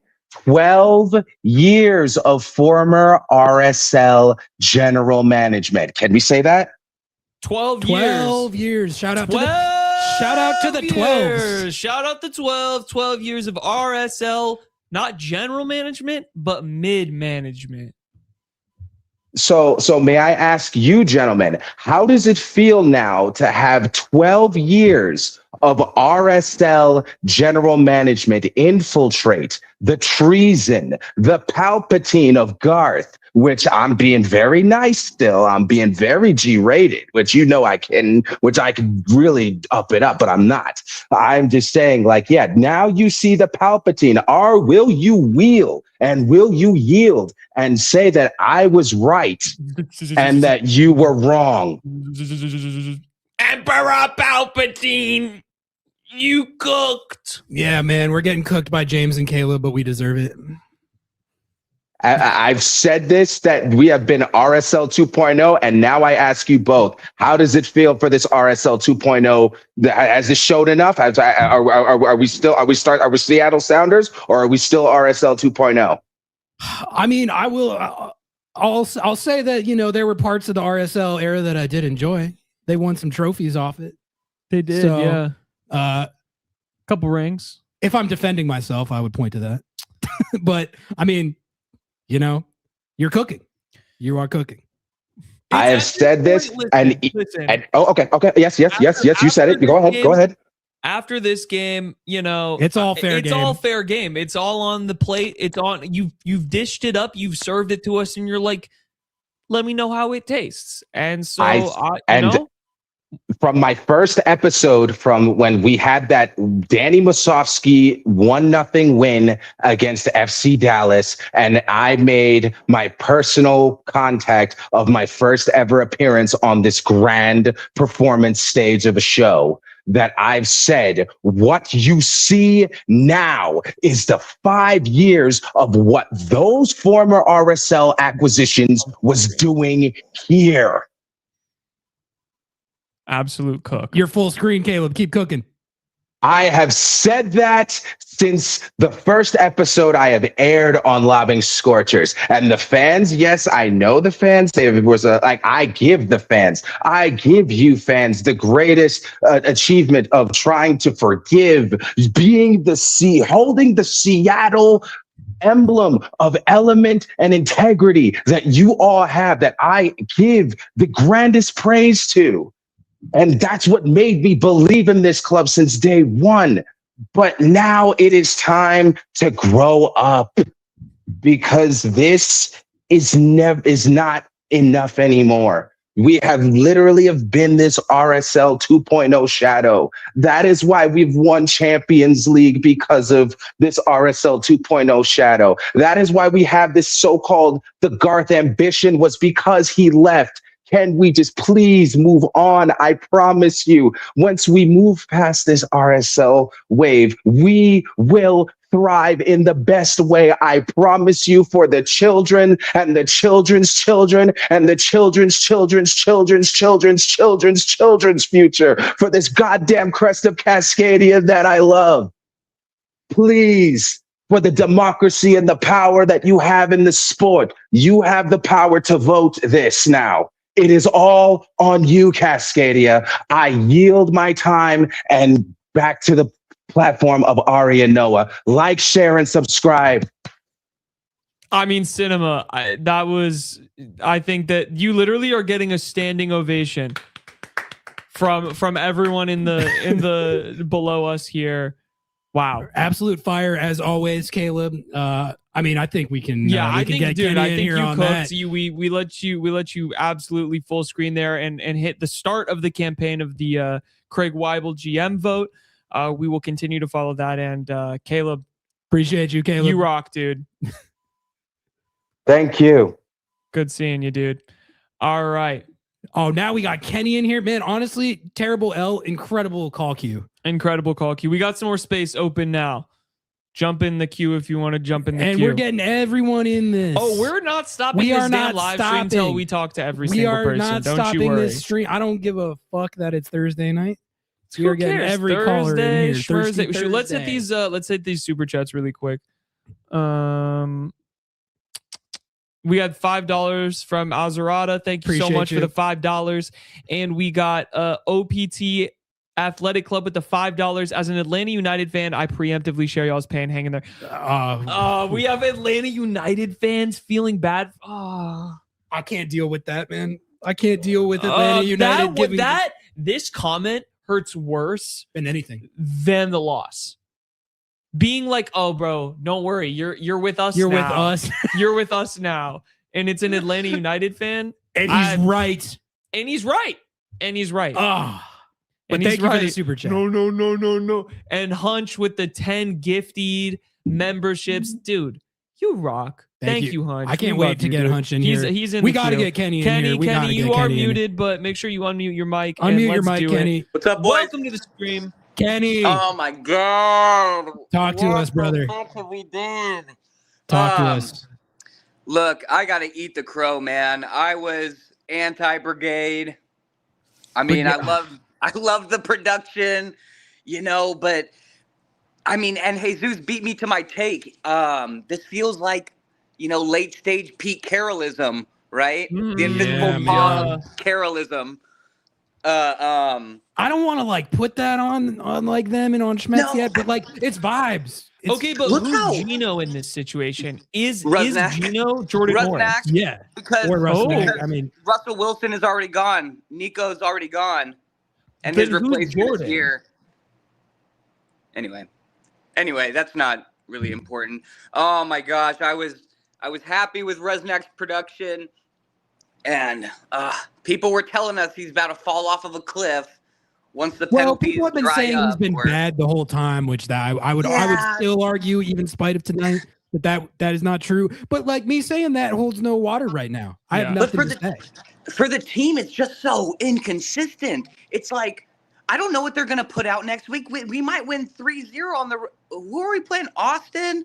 I think we're on the road a lot. Yeah, we're It's on like the road at Austin. Philly, and then Portland, and then League Cup, all at home. Oh my So- God, they have to go to fucking Toluca. They have to go to Toluca. Oh, They have to go to fucking Toluca. Can we like plan a watch along for that game so we can all Yeah. just deal with that together? Yeah. I just don't know what this team's going to give us each week. It feels like before the World Cup break, we were like, oh God, we're miserable. We just lost to one of the worst, or we just drew one of the worst teams in, terrible fashion. And then the next week we're like, oh my God, are we back? It was like, a multi-goal victory finally. So I just don't know what we're getting each week. And maybe that's because of the lack of depth. We shipped out all our young depth, basically. Oh, Cody I mean, Baker. Cody Baker, come home. Okay, you want to hear one of my other old takes that hasn't aged well? I said once that I believe Cody Baker could one day captain the Sounders because of his heart and his passion for the club. Hey, you know what, man? Like, I understand what they're getting at with these selling all the homegrown guys. But like when you keep shipping on like guys like RBW and Cody Baker who grew up here and fight and bleed for the badge, maybe that's part of why you go into these Portland games and there's guys out there that look like they just like don't care. And then James has won me over. James Jamasino has won me over because we've sold those guys to make room for Paul Areola and Hassani Dotson. Where's I Paul love both of Areola, those by guys. the way? Great dudes. He played. What's he up to? I thought he was gonna do something this season. Man, he looked so sick against the Vancouver Whitecaps in CONCACAF Champions Cup. Remember Fuck, he looked so good. Streaming from the car after Vancouver CCC, where we thought this team was the just greatest. Man, take me That back. felt like it literally a year ago. Take me back to Canada in the car. Country road. God damn it. Yeah, that was a great drive along. But then you look today, we had 16 outfield players suited up, and some of those were Yu Sukanome and Pete Kingston. All respect to them. Maybe they should have fucking seen the field, I guess. Pete did, and Pete played well. Pete cares. Pete cares. Oh yeah, I don't Pete blame did this come on in. Pete. Well, and then we have 7 people out too. I mean, I've defended the medical staff a lot, the training staff, and Brian says we got the best strength and conditioning in the league, and it's like, you know, Brian knows better than me who he's working with, right? But you know, after a 6-week break, that's freaking crazy. You know, fuck the Portland Timbers. Let's go beat the shit out of them, and on August 1st, it's coming up real quick, boys. God. Anyway. Oh my God, you have to play him again in 2 weeks. 2 weeks, basically, yes. Death would be preferable to this. Death is. Let's go slaughter. Hey, guys, they had a new coach bounce. They They don't and all even that. have a Fuck coach. them. He's not even their coach. He's just a guy. Hey, his name is doing Jack something Cassidy. right. Jesus Christ. He sounds like a detective from a 1950s film noir movie. Yeah, like. And he just oh my God. Anyway, Kenny, give us one more take and then we'll get Jake in here. One more take. I don't have any fucking takes. Let's get some reinforcements in here. Oh yeah, I got a take. Go ahead and vote Craig Weibel out if you want. I don't think ownership would even fucking honor that vote. Why would they? Okay, we were just talking about this. Okay, you hit your take. Hit your take while Kenny's still on here because I think he'll appreciate this bit. Well, we were talking about that vote like on our walk over to the studio from the stadium, which we left early. We were like, I was saying like, man, we are like, fake guys. We're fake fans. Yeah. We're fake. I mean, We left early. when it's 4-1 in the 78th, I don't give a shit. Like, No. we like they were taking up a free kick to about to score it, and we were like, does it even matter if it goes in? Like, no. No. Like, Like, let's just I go to the don't- studio. We can rip the show immediately. Yeah. But we were talking about the vote, and I was saying like, I don't think that he would ever lose. Before the game, I was thinking about it, and I was like, I don't think he would ever lose that unless the results got so bad. They would have to be so much worse than they are now. But what we were talking about was like, dude, he could lose that vote, and they could just not tell anyone. Who's going to verify the dude, results? Man, stop the steal. Stop the steal. We got to protect the integrity of our elections. The integrity of our elections. Okay, this January, I have a plan. We're all gonna storm Longacres. This is what I was getting at, Kenny. going to Longacres. We will storm Longacres for the integrity Longacres. of our club and our country. If Mike Pence has the courage. No. No, the Michael Jordan meme. No. That's how I was feeling when Atlanta was grouping us in. I was like, If Drew Carey has the courage. Let me get out of here. Bye, Drew guys. Carey. He's gone. Kenny's out. Kenny just dipped. Kenny's out on the Capitol storm. Let's go. My That was God, fire. That was good. We did just get a $50 donation from who? Bellboy Brady, not Belly. I'm so sorry. Bellboy Brady. Thank you for the 50 boneroskis. Heart. Appreciate love you. the show. That's Keep cooking, huge. boys. That's Thank you huge. so We much. love you for that, brother. That's going to pay for our Motel 6 for the away trip to Portland. And we also got a $1.99 bomb to Can My Sounder Heart subscription go to Caleb? I will see what we can do with that. Don't you worry. We'll see if we can get him a donation there. But Jake, I see you are in the car. You look like you're safe though. You're operating on the road. You gave me a thumbs up. We're gonna let you on. Just keep your eyes on the road. If it becomes all right? clear that you are, okay, yeah. No, you're okay. You're good. All right, here we go. Jake, hello. Yo, what up? How we feeling? I mean, I feel a little bit better than I did when we had over 1,500 days of drought between championships. I think there was a big period of time where we weren't winning any games, and today fucking sucked. But I like the season of bully ball. Saze de Rosario is a bully ball player, and I love to see him on the field tonight.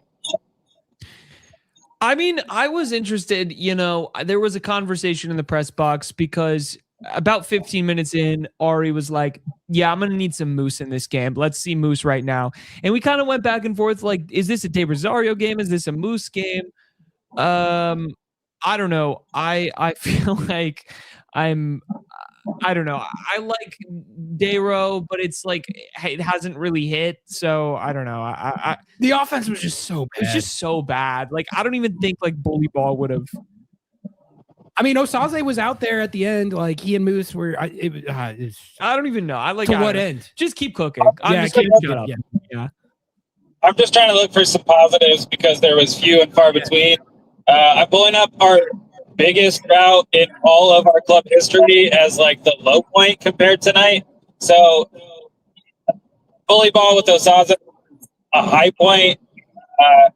Kalani kossa-rienzi was a high point. Snyder Brunel, who didn't have an excellent game, played with X-Dog. Like, those were some guys I love seeing out there. The game was fucking terrible, though. No, it was fucking awful. I mean, I guess we got to see Stu Hawkins play, which apparently Georgie was really excited about and posted an Instagram story hyping up Georgie's living his best life on the Colorado Rapids. He's like, I don't even want to be on. Dude, I don't want to be on y'all's Thank team fucking anymore. God. I'm in Denver. I'm in Denver chilling. It's great. Commerce City, sorry. Okay, so the other thing, though, we have like, I think fewer players. I don't know if this is a fact or not, but fewer players than Kansas City started with this year. So I can't imagine we go into this transfer window without signing at least a player. Imagine it. No. Imagine it. I mean, imagine it. You can imagine, but also that player may play in the USL. Like that player might be Mark Bronick. like that player might be Cody Phoenix, because Cody Phoenix is the next left back on the fucking depth chart. So yeah. If you deplete the whole depth chart, the next player that you sign has to compete. So 4D chess by Craig Weibel right there. No, but yeah, if you think about it, they know the system, but they're gonna be hungry, and yeah, we really like what we see. Yeah. Jake, we have a good idea of a potential signing. Jake, I want to get your reaction to this. Free Leo Chu. Leo Chu is not currently playing in Brazil. Could he be an option in a U22 slot? Bring him back. Bring back Leo Chu. I mean, I wasn't like a hater on Leo Chu. I felt like he was fine. He got a lot of hate. He scored some goals against Kansas City, which we didn't do this year. That would have been nice. Or at least, got in the assist to get the goals. So, yeah, I mean, why not? Bring Leo Chu back. Hell, what the hell? At this point, who cares? But any last takes here, Jake? I want to make sure you're on the road safely. Oh yeah, no, we're good. You're keeping me awake. I gotta keep driving to Bellingham. So here we go. Sweet. Shout out. That's where I went to college. All right, sweet. All right, we appreciate it, Jake, and we will talk to you soon, my friend. Oh, we got Hunch up next. We got to get the Hunch call in. We got Hunch, and then oh my God, we got like 5 other people after that. Don't worry, guys. We're going to continue We on. are keeping it rolling. If you are in the queue, you are getting on the show. There's no question about it. So if you guys want to keep tapping in, keep tapping in. But let's get Hunch in here. We got to get Hunch in here. Hunch. Hey. Talk to me, brother. The Seattle Sounders just took arguably the worst loss in the history of the club. I got to hear what you thought of that. Why are we getting okay? I'm sorry, Hunch. Before this, why are we getting hated on by the RSL Bros podcast where they said beating Portland at home isn't for everyone, and then it's Real Salt Lake beating Portland? How are we catching fucking strays from RSL fans? That's where we're at. What is happening? We deserve it. This the fucking game is gone. Oh. So the Defiance could have done better than that. Honestly, yeah. Straight up. Honestly, straight up, yeah. They would have played harder. In fact, they fucking did. They fucking did in the U.S. Open Cup. They Point made. did. They almost beat that. Oh my god. Yep. That is the worst loss. That's the worst performance I've ever seen in this team. And yeah. I have, agree, man. Like I've been like trying to hedge that and be like, I don't want to be hyperbolic, but that was so no question. egregious. I was at the red card wedding. Same. I saw the SKC that got Ziggy fired. Yep. Same. This is worse than that. It's worse. Okay, so I agree, but like, say why. I mean, BS said it the best. No smarts, his words. No energy, no urgency. But whose fault is that? Right. Whose fault is that? Is that the players? Do they not know better? Do they not know to go out and play with energy? That's what I can't wrap my mind around, man. Like, right. So it's who's not that you accountable for lost. It's not that you lost the game. It's not that you lost the game. It's that you lost the game that badly, but also with such an egregious and obvious lack of. When you concede 3 goals in 7 minutes, that's not a talent issue. Yeah. That is not like an ability issue. That is a mindset issue. That is your head is somewhere else other than the field, other than the game. And for that to happen in a derby match against your biggest rival coming off the World Cup, what the? They didn't have 6 weeks to prepare for this, Ari. You No, gotta they- understand. that would have been This was a If you quick have 6 turnaround. weeks off, you know. This is 3 games in 7. Oh Yeah. no, wait. Sorry, hang on. Wait, Not let me this check. game. Let's check the calendar. Oh wait, Right. they actually did have 6 weeks off. Oh, but it wasn't at home. Wait, it wasn't home. Okay. Oh. Well, I mean, It was on grass though. It was yeah, on the grass. turf. The turf. It was the turf. Yeah. Let me tell you. I don't know if you guys heard, but Mauricio Pochettino called Christian and he said, "Listen, I know we got embarrassed in Seattle, but I'm sorry for what you just had to witness because holy shit." Hunch, Chad is asking for your cat to give the Let the give cat their speak. take. Let the cat speak. The cat has takes too. Can we get the cat on the mic? Get the cat on the mic. I've tried to stop her. I'll be honest. No. We want her on the mic. We want her on the mic. I've Tell convinced her. Okay. All All right, right. so positives, negatives. You want a positive? Yeah, sure. No. I'll give you a positive. At least we haven't lost 7-0 at home, motherfuckers. That's true. Take that. Another positive. That's good cope. I like that. Another Cope. positive.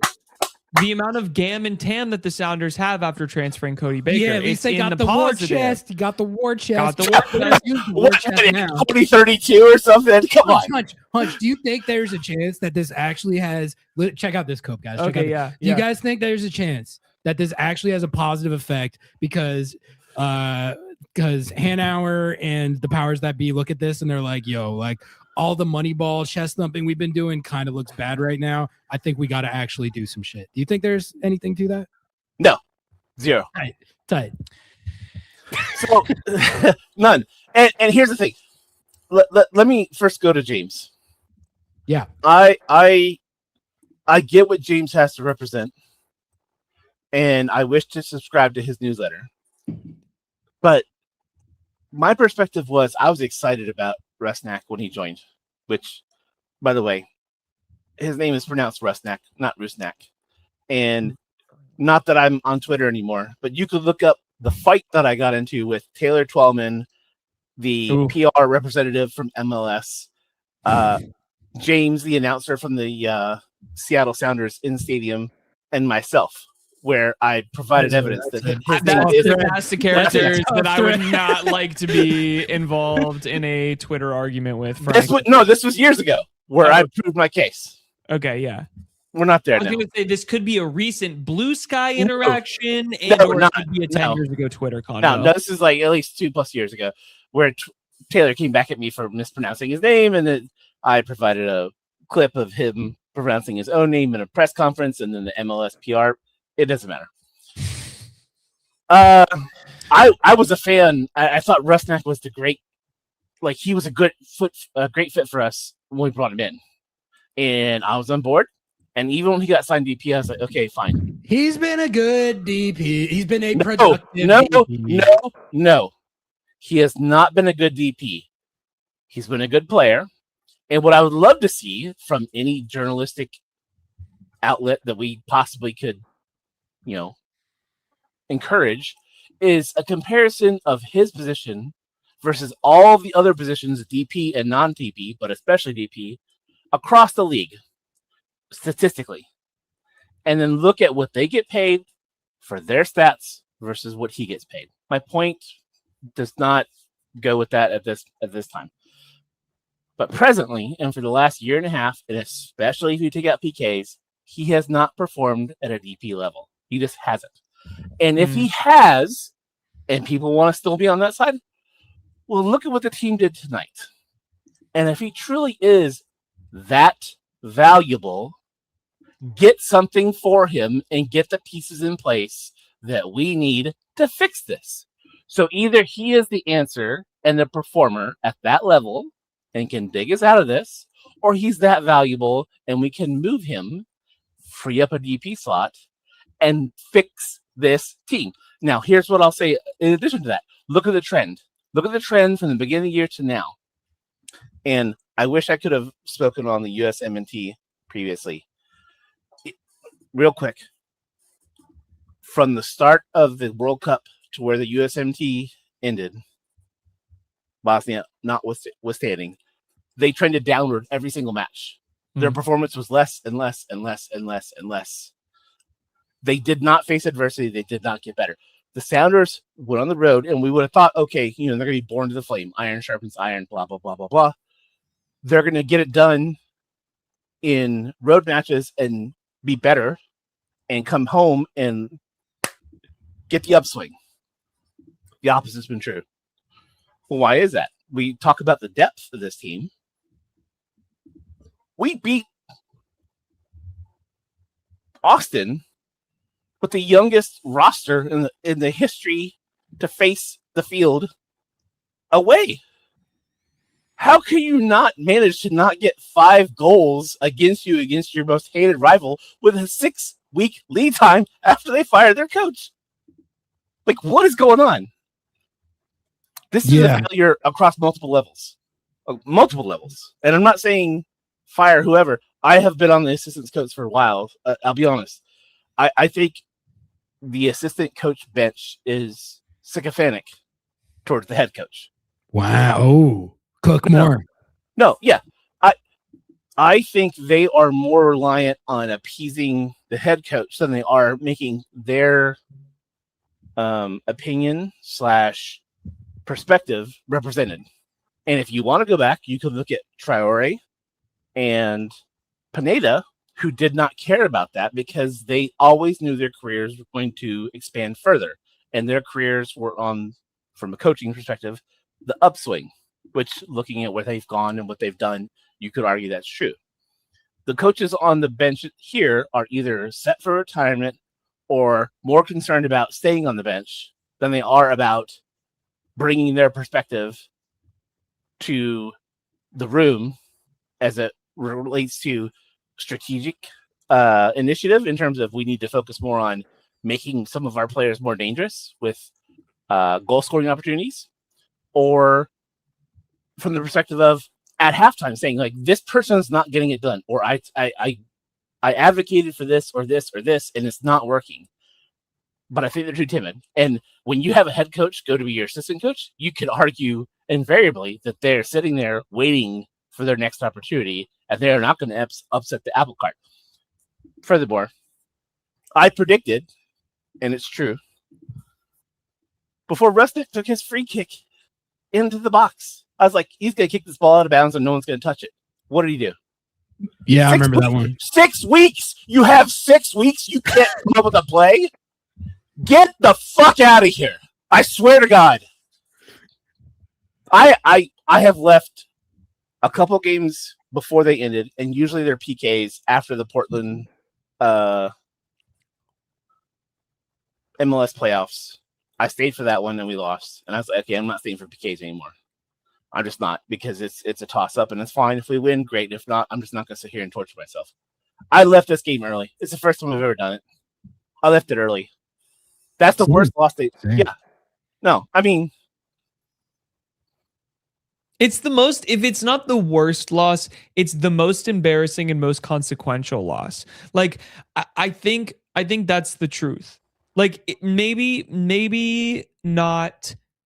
You have all of the momentum. You have all of the momentum from the summer of soccer, the entire city of Seattle being highlighted as the best venue. You bring out all of these players, packed, sold out Lumen Field, maybe not the upper tiers, but the bottom deck. It's looking great. Running promotions, getting people out there. And this is the fucking way that you thank Seattle for showing how much they love soccer? Man, fuck that. I predicted it at halftime. Again, check the list, guy. What I said was, if I was the person in charge of making substitutions at the half, I would pull half these people off the field in favor of youth, for people who actually wanted to go out there and fight, and not because I expected a different result. We were already on 1-0, and at that point, I expected to lose, me, myself, and even then, if I was a coach, I would be like, consequences be damned.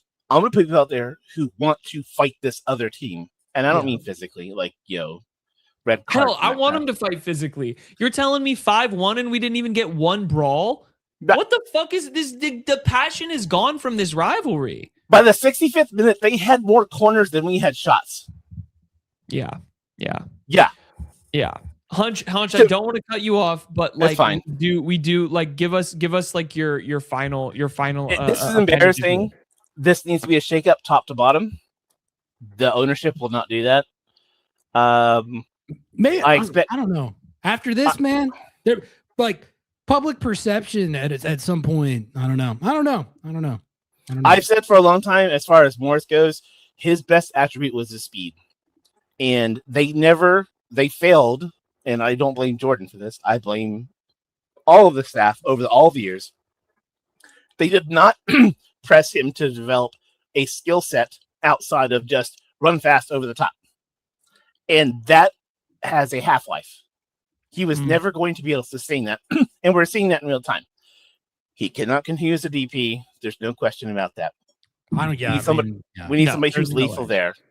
Rusnak People are gonna try and discourse about that. There's just like not even a discussion to like with Morris and De La Vega. It's like the situation is what it is. Like I would bet again, if I was a journalistic institution, I would look at the last 3 or 4 years and compare the DPs of games played versus not, and I would bet you we have paid for more not played games across all of our DPs than played games across the 3 of them. Exactly. And that is such a huge issue right there. Like they have been able, honestly, credit to them. They've been able to paper over that and get by that and moneyball around that for a long ass time. And my argument for a long ass time has been like, all right, well, yeah, is it ideal to play with one DP at all times? No, but they still win. They still took down Messi in a cup final. They still have 37 fucking trophies since 2016. So like, who am I to question in that case? But so like, and I think there has been validity to that perspective for a while, but you see a game like that and that starts being less tenable, man. It just does. Well, you took down Messi because you had one of your DPs who basically contributed a Puska to destroy the CCL champion. Who literally went God mode the entire tournament and won MVP. Yeah. And he doesn't play other than that. No. And to be honest, the majority of teams that are not LA, New York City, or Miami really only operate with 2. We can't get away with 1.5. No. Yeah. All right. We appreciate you calling, Hunch, and we We will love you, definitely Hunch. see you Thank you. soon. Thanks for calling in. Thank you, brother. We got Tyler next. Then we got Maverick, Timbo, Manu, and Nat. And then that might be it. We'll see. Yeah. But let's get Tyler in here right now. He's got the brick wall background. He's ready to absolutely cook. Tyler, what's up, man? I swapped it up. I had to drop the league championship, the League's Cup background because it's been it's a little dark today. In here. Yeah.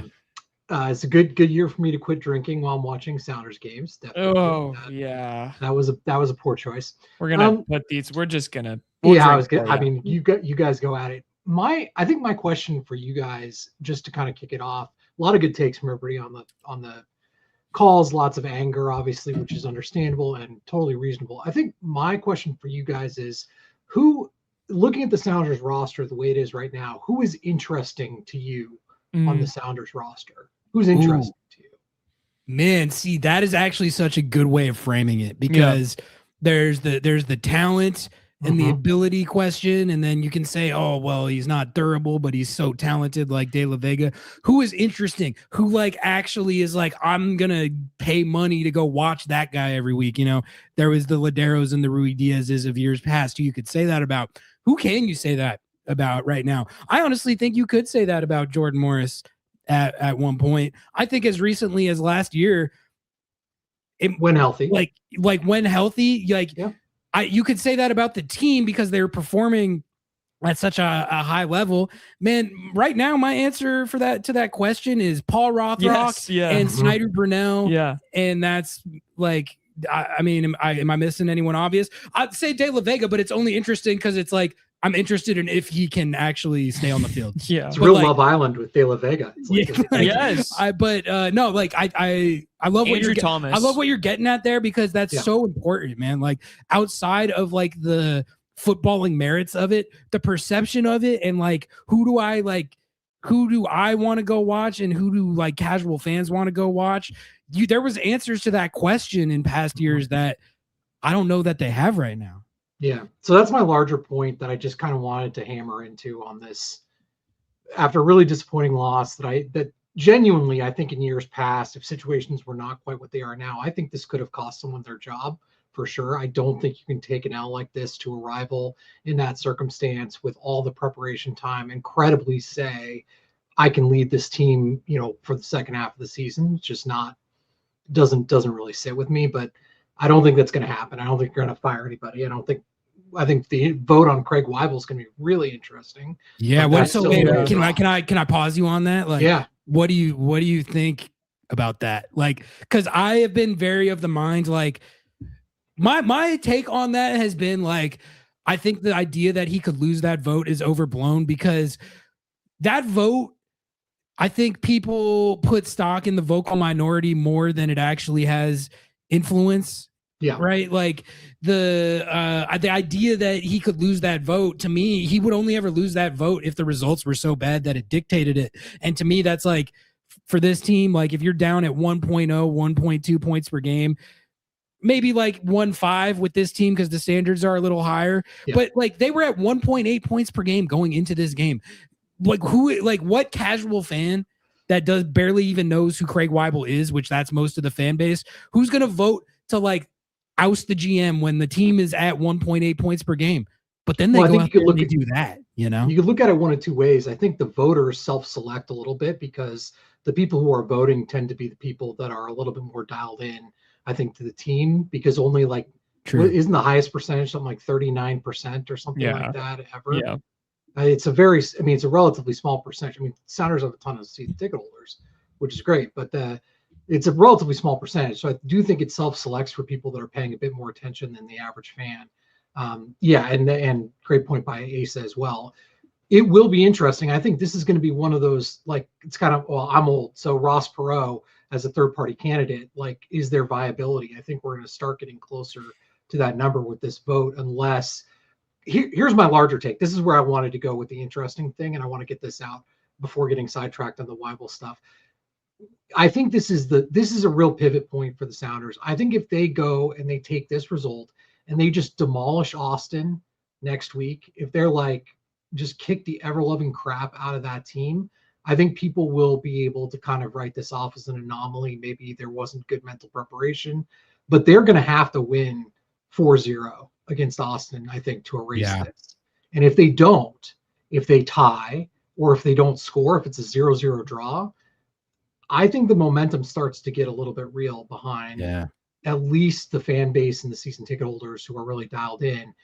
Maybe they don't get to 60%, but will they get to 45%, an all-time high of voters? And a majority of those voters are saying no confidence in Weibel. I do think that's a possibility. I think it's a very real possibility. Here's the problem.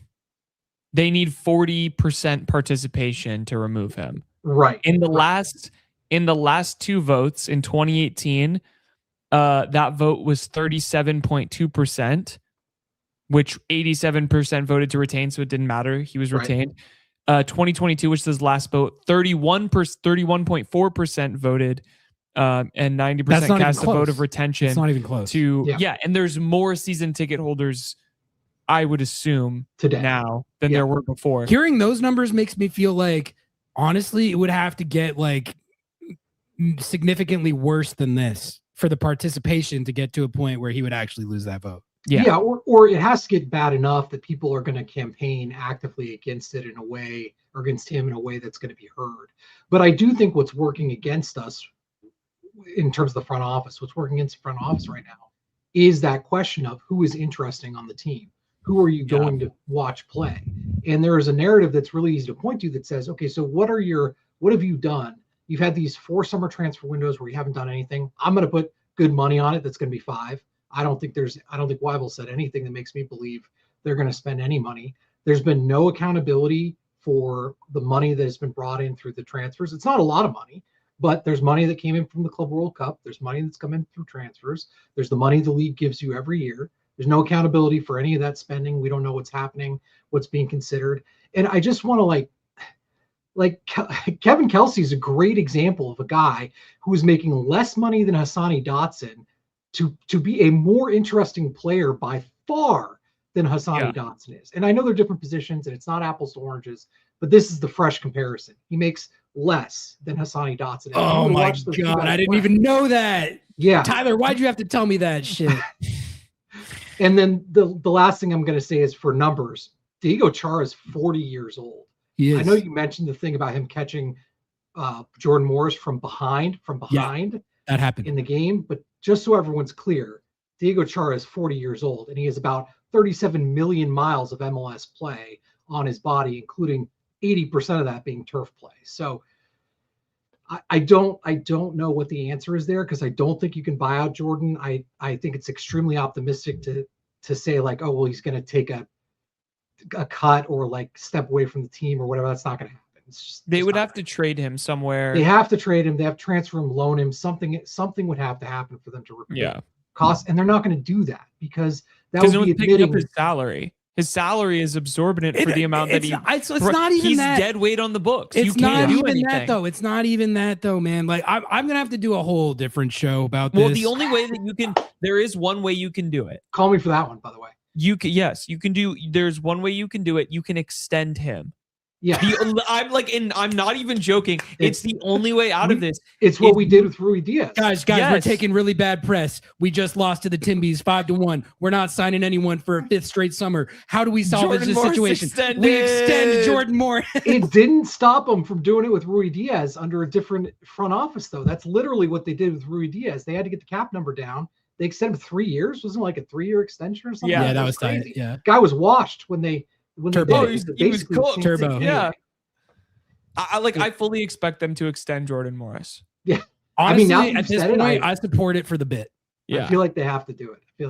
Anyway, I mean, like, I'm legitimately, hoping it's actually a positive thing if they do, because like if he could essentially retire during that time, and then like there's opportunities. Strategically, it makes sense what you guys are saying. It's just the principle. The of PR it. and press thing they would get for extending Jordan Morris would be fucking incredible. It would be so bad. Yeah, but it's another point though, and it's one I've raised before, is that the communication currently with this front office to the season ticket holders and the fans has been atrocious, and it continues to be atrocious. And maybe can a loss like this like help them realize, like, because I feel like what's happening is like they feel emboldened and entitled to do that because the results on the field are good, have been very good, and they have a lot of trophies. Can something like this like be a catalyst? Am I coping? Like, do you see what I'm saying?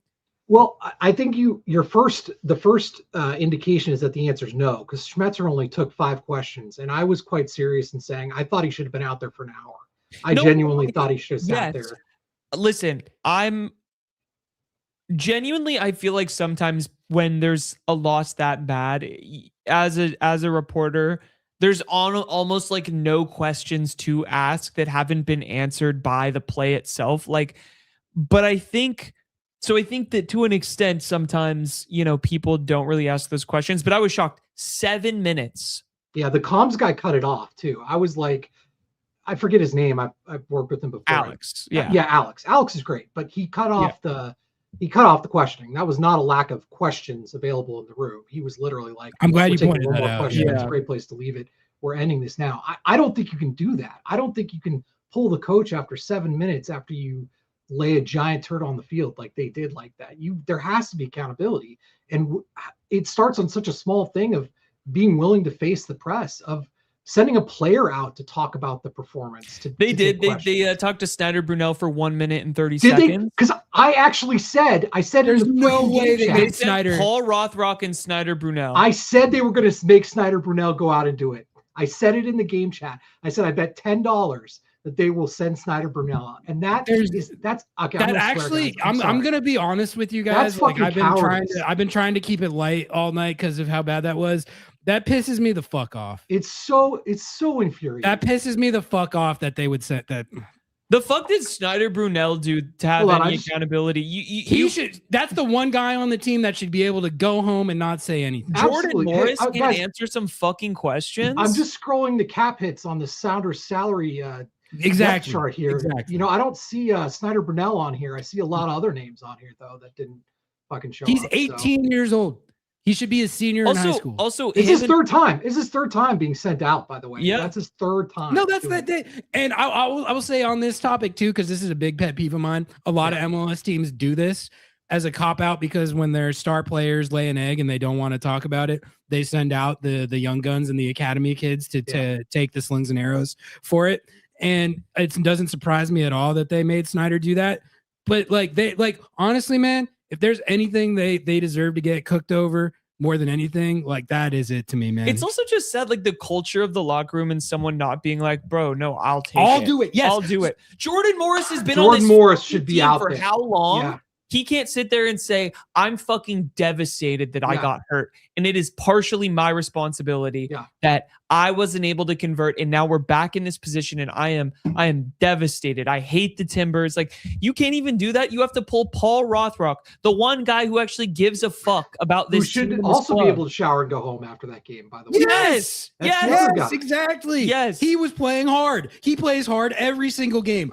Like, he should get in his car and go home. He and Snyder shouldn't even be out there, man. Like the dive was actually the best part of that game. Because I was like, he still cares enough to be like, I can try to do this marginal dark arts thing at 92 minutes into the game, and maybe we get something. Great point. Yeah. Yeah. Like, it's just it's sad. Anyway, so we were giving him shit for diving, but I wanted to do something. Also, you're telling me like you can't even send out Hassani fucking Dotson, who scores the goal. Yeah. First Sounders Timbers rivalry game, gets a first Sounders Civil rivalry goal. At least you can steer it to be in the positive. There's at least questions to be had there. Fucking 1 minute and 20 seconds Snyder Brunel press conference. Get the fuck out of here. That's so bad, man. That's so. It's not acceptable. I mean, it's not. It's not acceptable. Really not. It's not. Yeah. Tyler, great call, man. Any last quick take you want to dish out there before we get out? I hope that this makes them make a move that's interesting. Give us a TAM guy. We've got money for a TAM guy. Don't tell me we don't have money for a TAM guy. We got money for a TAM guy. Yeah. We can sign a fucking TAM guy. Get a TAM guy. Get Aravina, who scored the last goal for the Timbers. Great example of a guy that we could literally get today. And they had like 5 guys on the field where it's like, yeah, that's who an MLS team should be signing with these roster rules. Yeah. Well, Tyler, great stuff, man. You guys are doing the Lord's work. You brought some compelling stuff to the table there, so appreciate that. And we'll catch you on the next one. Appreciate you, brother. Tyler. We got Timbo and then Nat. Oh hell yeah, we got Nat, and then we got Valkyrie Maverick, and then we got Brian, and then that's it. So we said we committed to staying here until the whole queue was finished. That looks like the whole queue, but if you want to get in here, go ahead and tap still. in. I did have to say, Hunch did give us a check-in. The cat is still pissed off about the match and is talking about it. Okay, hell yeah, Hunch's cat. All right, we got to get Timbo in here. We're getting the whole all-star gang. Timbo and then Nat. Hell yeah, I honestly can't wait for these two calls. Timbo, you are on the stage, and the Seattle Sounders just embarrassed themselves 5-1 against their biggest rivals. What did you think of what we saw tonight? I actually, to be honest with you, enjoyed the last 90 minutes of this show compared to the 90 minutes I was in the fucking stands. That's what we're here for. It's fucking this last 2 hours much better than the previous 2 hours. I will say this though for you two fellows, I'm surprised you guys didn't leave at 3-0. You fucking left at 4-0. You cowards! What the fuck? I mean, we were trying to throw. I was able to stay. I was able to stay the entire god awful extra 10 minutes and still get back down to the South Sound. I'm disappointed in you boys tonight. I'm just gonna say that. Fair. You know what? And when that 3-0 happened, we're I'm next to ECS and we're chanting, "Come on, Seattle, fight and win." I don't give at 3-0. I don't give a fuck about win anymore. I just want fight, dignity. Just fucking fight. Give me fight. Give me fight. And there were some people who did that tonight. I would say Hassan Dotson did that tonight. I think Paul Rothrock did that tonight. I think Jose, Dayro did that tonight. A few other people did that tonight. I'd say Peter Kingston did that tonight. Yeah. I think, Snyder Brunel. I think the guys who were in the fucking press conference fucking fought tonight. And fucking guys like Jesus did not. Al did not. And I was gonna get up and defend Al because he's kind of, if we trace it back enough, he's like my cousin in Czechoslovakia. But honestly, if you're a fucking DP guy, you fucking don't want to come up and answer some fucking questions. Like, you've been with this team long Can we enough. just stay on that, man? Like, I don't want to beat a dead horse, but that actually that is actually emblematic of a huge problem. It's a real problem in the locker room now. I was at the start of this game, I was really excited about Captain Nuhu fucking running the show. I was like, oh, we're gonna have a nice defensive performance tonight. How fucking wrong was I? I'd like Nuhu to answer some fun questions. He's been a part of this team long enough. He's been a part of the academy. He likes to take questions. I mean, like, honestly, someone needs to. The fact that there's no one to step up in that situation and be like, you know what, man? Like, I might not feel like it's my fault. I might not want to do it. I might hate that I have to do it, but I need to step up and be the one to do this. Dude, I'm sorry. When's the last time Jesus Ferreira had a press conference? Period. I don't care who. I don't care who does it. I don't care if it's Jesus. I don't care if it's Albert. I don't care if it's Jordan. What about Paul Ariola? Sending Snyder out there guys, to do it. Dotson sending Snyder out there to do it, man. I can't with that. I just can't. I don't want to hear in a press conference from Peter Kingston, Tino Lopez, or fucking Snyder Burnell the rest of the goddamn fucking season. Period. I don't want to fucking hear from them. They're kids. Exactly. Not the guys that need to be doing that.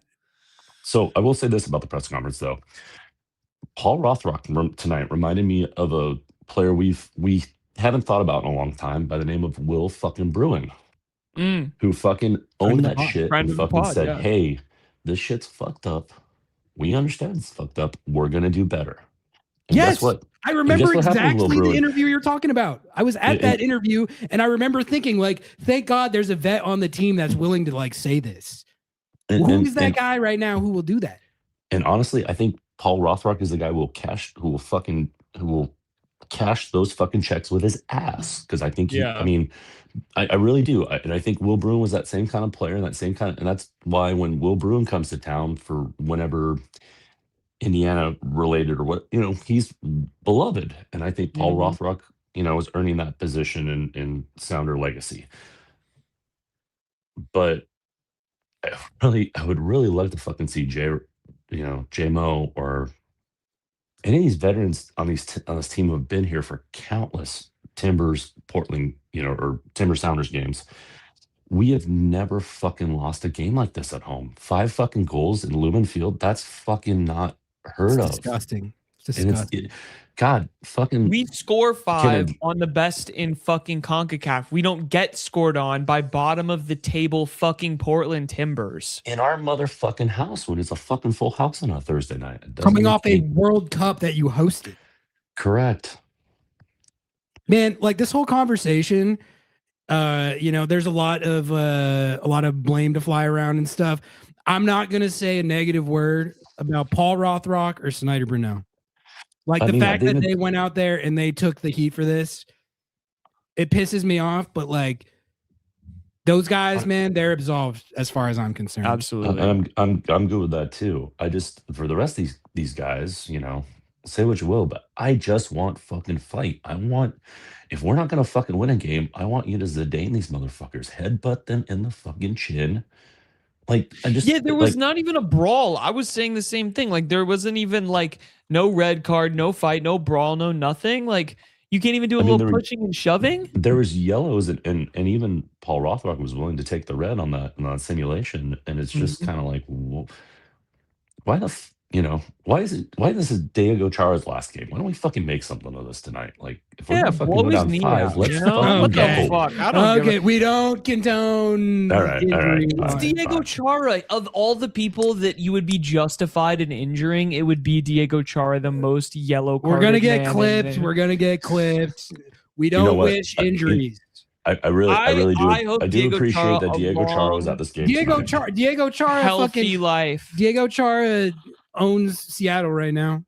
Like he really does. I mean, No, like he owns literally, Jordan Lumen Morris. Field, they should hand over they the should keys make to him. They should make him the mayor of the city. They should give him a key to the city. I gotta They call should up make Katie him Wilson. She's gonna give him a key to the city. At like this point. that's shit. what You guys have we those all connections. deserve out here. We all deserve it. Yeah. So all this talk about Weibel tonight, I was thinking about this before the game too.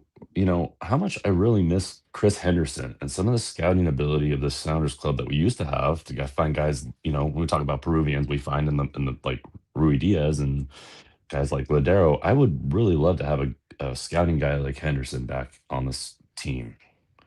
I think really he's not doing too hot. Let right now. me be clear.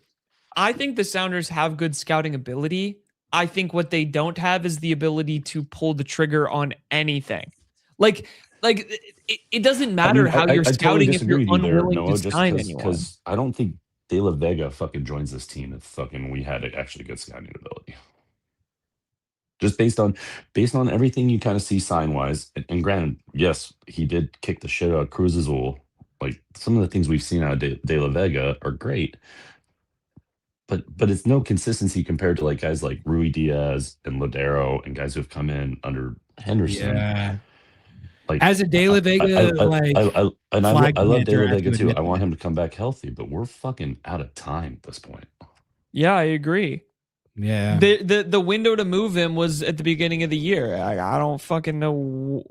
Where do you move him to? Based on Anywhere. the year he's Because spent. guess what? I mean, like, who's buying him after he arrives here and doesn't play? Someone will buy him. Someone will buy him. Quote from Craig Weibel himself: "The player that we get the most interest from across the board is Pedro de la Vega." So, I mean, fucking anything. I don't care. Honestly, whoever wants to, or whether it's Dallas or Austin or Real, I mean, we gotta sign that check at this point because he's not playing. I think a great trade would have been Pedro de la Vega to Dallas for Jesus and Areola. Think of how great that trade would have been. You get an open DP spot, which probably then would go to Jesus, but we don't need to talk about that. I mean, it's just that's fine too. I think Hunch is this hitting team on would love to something see here. a big DP signing. Honestly, Pedro if de it's la not Vega there. high end is why he was signed, but Ladero and Raul were signed because of their mentality and day in, day out ruthlessness. Like, I mean, yeah, Rui Diaz, fox in the box, baby. Like the guy. And honestly, I remember that 2018 playoff loss to Portland was worse than tonight. This was fucking rough tonight. This was on the fucking level. But I just remember Rui Diaz making his penalty and we didn't win that shootout. And him just walking off that motherfucking field dejected. Like you knew that guy had fucking passion, who fucking wanted to fight and win. Yeah. So Fight and win. that's my frustration. I'll Yeah. finish out with this thing. I do have one good Perfect. thing to say about PDX. Tillamook ice cream is fucking delicious to fucking nurse this fucking loss. That's Hey, facts. Good that's thing facts. that Tillamook was their sponsor for fucking. That's about it. Fuck the Yeah. Timbers otherwise. Fuck the I mean, they're not Timbers doing fucking put 6 anything. No goals on one, them. yeah, whatever. I don't even think about them. I'm not even mad about this game or anything. I'm not mad. You're I'm mad. not mad. You're the mad one. Yeah, I'm definitely mad. Fucking, I had to stay through those extra fucking 10 minutes hoping that You're a Jesus beast for Christ. that. Well, Timbo, great call as always, brother. We got to get Nat in here, but Cheers, boys. Be good. Yeah, cheers. Have a good one. We'll catch you next time. All right, let's get Nat in here. Nat, what's up, man? Let's start off by saying, fuck this game. Everyone come out on Saturday to Salmon Bay National Championship game. It's going to be lit. We'll be there. We'll be there. I'm going to go to the bathroom, but I'll be right back. Yeah. So if you hated this game, come see good footy and see a championship trophy get lifted, Salmon Bay. I don't know what the ticket info is, but I'll let Nat give that to you. Well, the USOW National Final, that game is sold out. Okay. You can come to the parking lot at Interbay for free, or you can watch in the bushes for free. It's Come to gonna the be bushes. Crazy. That's Saturday. You can still get tickets for Battered FC. They're playing tomorrow in the playoffs. And after we win, we're going to play again on Sunday. Get tickets for that game. Tickets.upthebridges.shop. But about this Sounders game. Sorry, Timbo, I was also not watching this game. I had my own soccer game and I saw the Odyssey. And I That think is like the way better thing to be doing. and it's like I am so happy I was not at this game. And like I've seen like I've just seen like a little bit of the reels of the goals. But besides that, I've just this podcast has been great. And I've been so proud to be a Sounders fan, still listening to it. Like, obviously, this sucks. It's like, what the fuck is going on with the Sounders? But I've been so happy to be a Sounders fan right now because we care. And we're all like, yeah, what was that? Like, What was that? we care. And like, I've been saying, like, the Sounders are like, even when the Sounders front office right now, they're saying like that they're gonna build a stadium in Long Acres. Like, the Sounders fans are going to make noise. That's not happening. Like, we make noise when we are mad about what's happening with our team, and like, they do have to listen to at Somerset. So happy to be a Sounders fan with that. And like the Timbers, they only have one trophy. Like they don't even have they won the MLS. Well, they have trophy. two. That doesn't count. That's MLS nothing. is MLS back. is back, Nat. MLS is back. They hung the nothing. banner. Okay. One MLS Cup. In the We got MLS two. is back tournament. Dude, you don't Do not disrespect bro. Don't the legacy disrespect of the bubble. Bro, we have two MLS Cups. They only got one. Yeah, no, they're like. Where did they get on CONCACAF Champions Cup? Leagues They're Cup. having a great night, and they should. They should. You know, I know there's a bunch of them in here. They should have a Bruh. great night. They can dunk on us all they want That's for tonight, nothing. but like reality is they're not that relevant. But I do have to. But I did like this point that you're bringing up about Jordan Morris not going out here after this game. That is annoying me. I defend Jordan Morris so much. I defend him being at the World Cup in 2022. I defend him getting him initially getting the money because I was like, okay, he was a player who got people into the stadium because people are like, we have this local guy and like he's so fast, he's making runs, he cares so much about this team, he's scoring giant goals, he's scoring a hat trick against FC Dallas. Like he is excited to be here. We have not seen have like during this World Cup, like while Sounders have been like at different events and like I don't know, maybe Jordan Morris did show up on the Sounders barge, but I don't know. I haven't seen like him posting at all during the World Cup. Like, where have you been, Jordan? You are the one of the faces of this club right now, and he should have. Like, come on out. I know he's sad that he might be injured again, but like, tell me that. Like, you got to talk more, bro. Like, and I'm starting to turn on. Like, we got to move on from Jordan Morris, and like. So that means it's bad. There's just no way. There's just no way you can tell me that the two guys who had to answer for that were Paul Rothrock and Snyder Brunell. Yeah. That's literally the only two guys that played well. Like, am I out of my mind? Nah, I don't. Like, Yeah. how is that what also, happened? even if they had not played a good game, you're telling me you're going to throw the literal child out there, plus a guy who's making like not even max TAM. You have millions of dollars in salary, years of leadership on the field. And let's throw out the guy who played fucking Toronto FC 3 years ago. Like, what are we even doing? Where have we even gone astray as a club? Where is the heart and the culture of being a Sounder? Where is the, like, you know, it gives me an even greater appreciation for Paul Rothrock, man, because not only did he go out there and take the hits for that when he shouldn't have had to do that, but I could tell, even watching the game tonight, I noticed this. First of all, he actually played pretty well in the first half. Yeah. He had an offside goal that, you know, could have changed the game, but also I thought he had a couple of really nice individual turns and plays. He looked like Seattle's most dangerous player. So Yeah, I like the he thinking shouldn't about have the had to do that, number one, but he actually played hard, number two. So I don't know, man.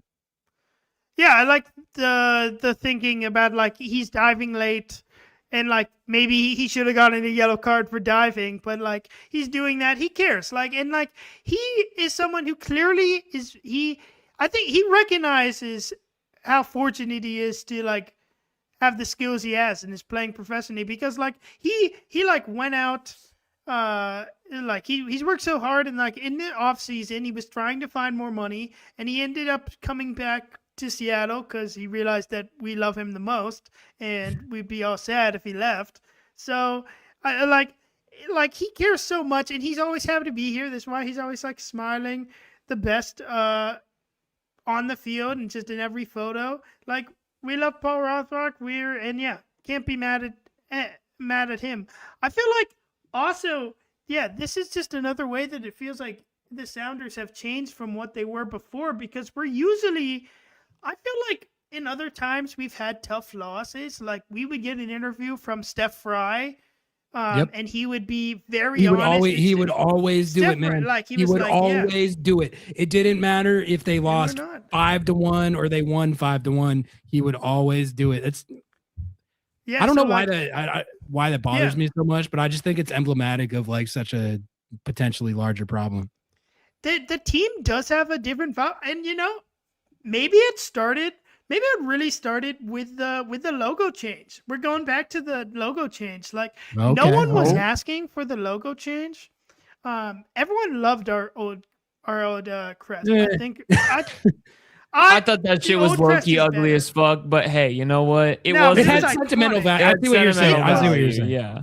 It was like one of the rare clubs. Now our crest is like the same shape as like a lot of clubs, and it was like very much its own, and I like that about it. But I don't know, since then, like, the new crest, it became kind of more generic, and we have became more generic, and like with everyone that they say, like it does feel like, we had a packed house today because of the World Cup hype, but like, it is really true. It's like, if I tell people, oh, you should come to the Sounders game with me, I'm saying like, because like the Sounders games are awesome. It's like, I like it. I love the experience for all the years that I've had there.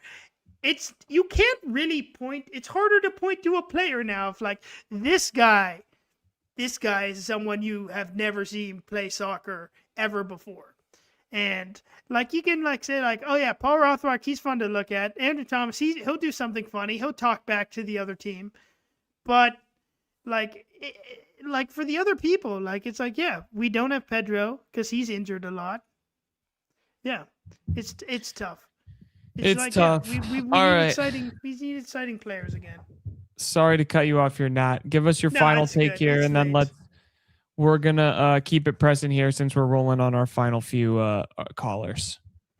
Yeah. Anyway, like I think we're gonna bounce back against Austin. Like we will be fine. But like, come on, front. Could like Jordan. Yeah, I'm gonna leave it with what I was saying about Jordan. Jordan, come on, say something. Like, be the face of the club again. Like just be honest with us. We like it. I feel like he is pretty honest with us. Be honest with us. If he just came out and said, "Listen, I'm struggling, and like I'm not People who I would, once people was," would respect people that. would Having two respect kids that is and love hard. that. Yeah, And I don't want to make my whole take on this just about Jordan, man. I just think that's like the fact that it was the only two guys that played well, that says something to me. Like, yeah, I don't know. And the 18-year-old, yeah. I don't know. Rubs me the wrong way. Nat, good stuff as always, man. We got to get Awesome. we got Valkyrie and Maverick up next. So All right, have a we're good gonna get night, them y'all. in here, but appreciate you, brother. We'll catch you on the next one. Bye. All right, we got a 2-person call. Looks like now we got Valkyrie and Maverick. Let's get them on the stage. Oh, it's us. What's up? We got the dynamic there? duo. Yeah, can you hear us? Yeah, you hear us? Oh I can't hear you guys. That's okay. Just reboot it. We'll bring you back in. Reboot and we'll bring you Reboot and back. we'll bring you back in. All right, we kicked them out. I'm gonna kick them from the studio, and then they can join back. Valkyrie Maverick, tap back in. We'll get you guys in Tap here. back in. We'll get you back in. Join back in. Join back in, and we'll get the text sorted out. But let's get Brian in here next. Yep. Brian, can you hear us? Brian is muted. Brian, you're muted. Hello. Brian. There he is. Brian, Yeah. what's up, man? Are 5-1. you a Sporting Kansas City fan by chance? I just saw your profile photo here, and it's No, just no, making no. me- Sounders fan. Unfortunately, right now. Well, talk to us, man. 5-1 to the Timbies. Yeah. Down Well, bad. first off, I didn't even watch the game because I was going out. I was out and doing other stuff. Thank God I didn't watch it, but saved myself from that. But I feel like this has been coming like for years. Like me personally, we've been on a downfall probably since 2024. I would say is when I think we've been on a slow downfall, and just everything with the roster building of this. I've not been a fan of the way we've built this roster. Like I don't think it's been good enough to win an MLS Cup, which I know we won Leagues Cup last year, but that was without Jordan and Albert, and it's a League Cup.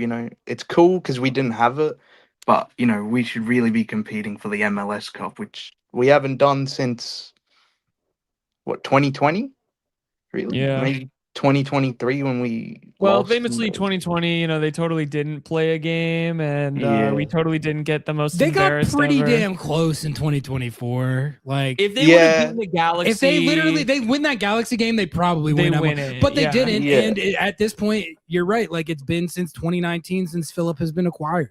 Yeah. And do they Yeah. look particularly close to acquiring Philip right now? Not based on what I just said. Nah, So that's yeah.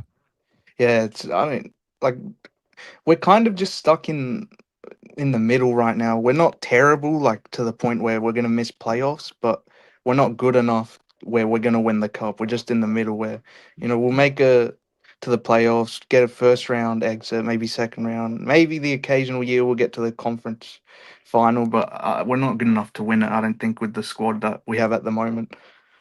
What do you think needs to change in that regard to get back to contention?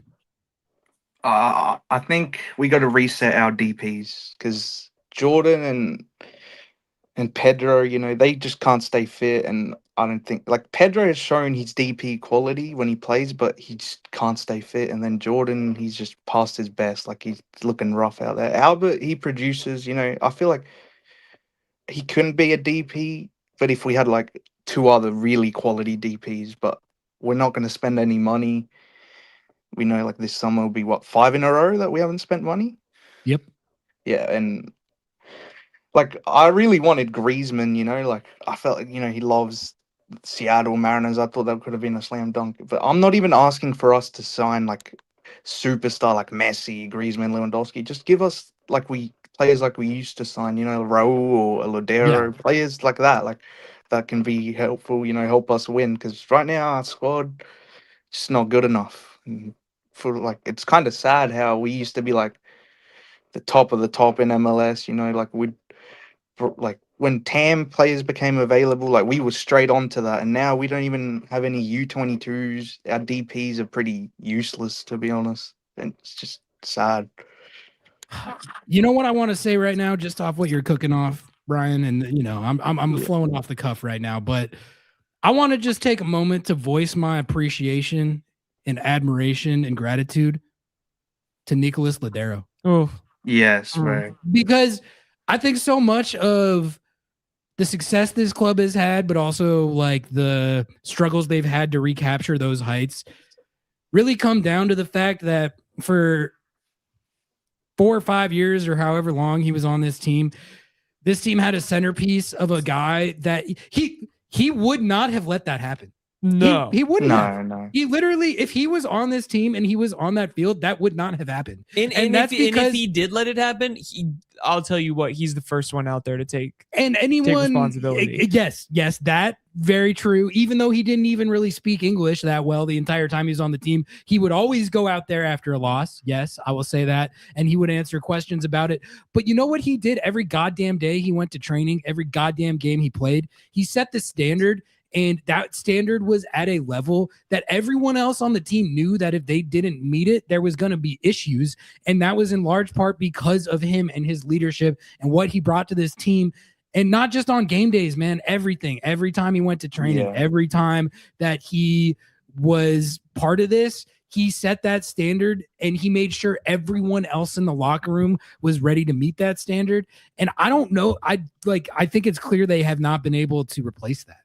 Yeah, I agree. Right now, we don't have that one guy centerpiece that he's going to demand a certain level, and if you don't meet that, he'll let you know. Like even just like then with sending out Snyder and Rothrock for the press conference, like so bad. I feel that should be one of the most like senior players, like Christian or Jordan. Shouldn't be Snyder, but he's 18. Like and Rothrock, it shouldn't be him. Like I don't know how that they even allowed that to happen. Like.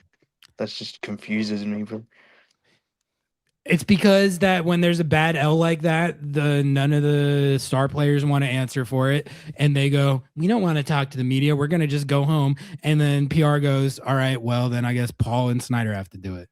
That's a sad ass state of affairs, is what that is. Honestly, we need some players with some balls, like to face the reality right now, which we just lost 5-1. Like, just embarrassing, and I've seen it coming for years, and I don't know where we go from here because I don't think we'll sign a DP. I mean, the DP that we'll probably sign is Jesus, to be honest. Like, we ain't going to sign anyone, so it's not looking good at the moment. Sad state of affairs. Brian, thank you so much for calling in. Do you have any final last takes here, or are you feeling good? I think I'm good. Yeah. All right. We appreciate you calling in. Thank you so much. Thanks, Brian. Good stuff, man. Talk soon. All right, Valkyrie. This is it. This is the last call of the night. All right. Let's get him in here. Oh, whoop, wait. That was on me. I got you. Can you hear us? Yeah, can you hear us? Yeah, you sound great. Tech issues solved. Let's go. We got a crew here. We got Walt here. We were at the game, dude. Fucking awesome. Let's go. All right, well, if you guys have made it all the way to this part of the video and you have not liked and subscribed, then you need to fucking get on it. Thank you. It's true. Because we're here. And we're 2 hours and 30 minutes into the stream. This is real grinder territory. Oh, dude, we were there from the beginning and fucking love you guys, everything. And we love you back. I'm mad because my number one scorcher for tonight is we need to stop talking about ownership, because tonight was about pride and about the players, and they did not perform.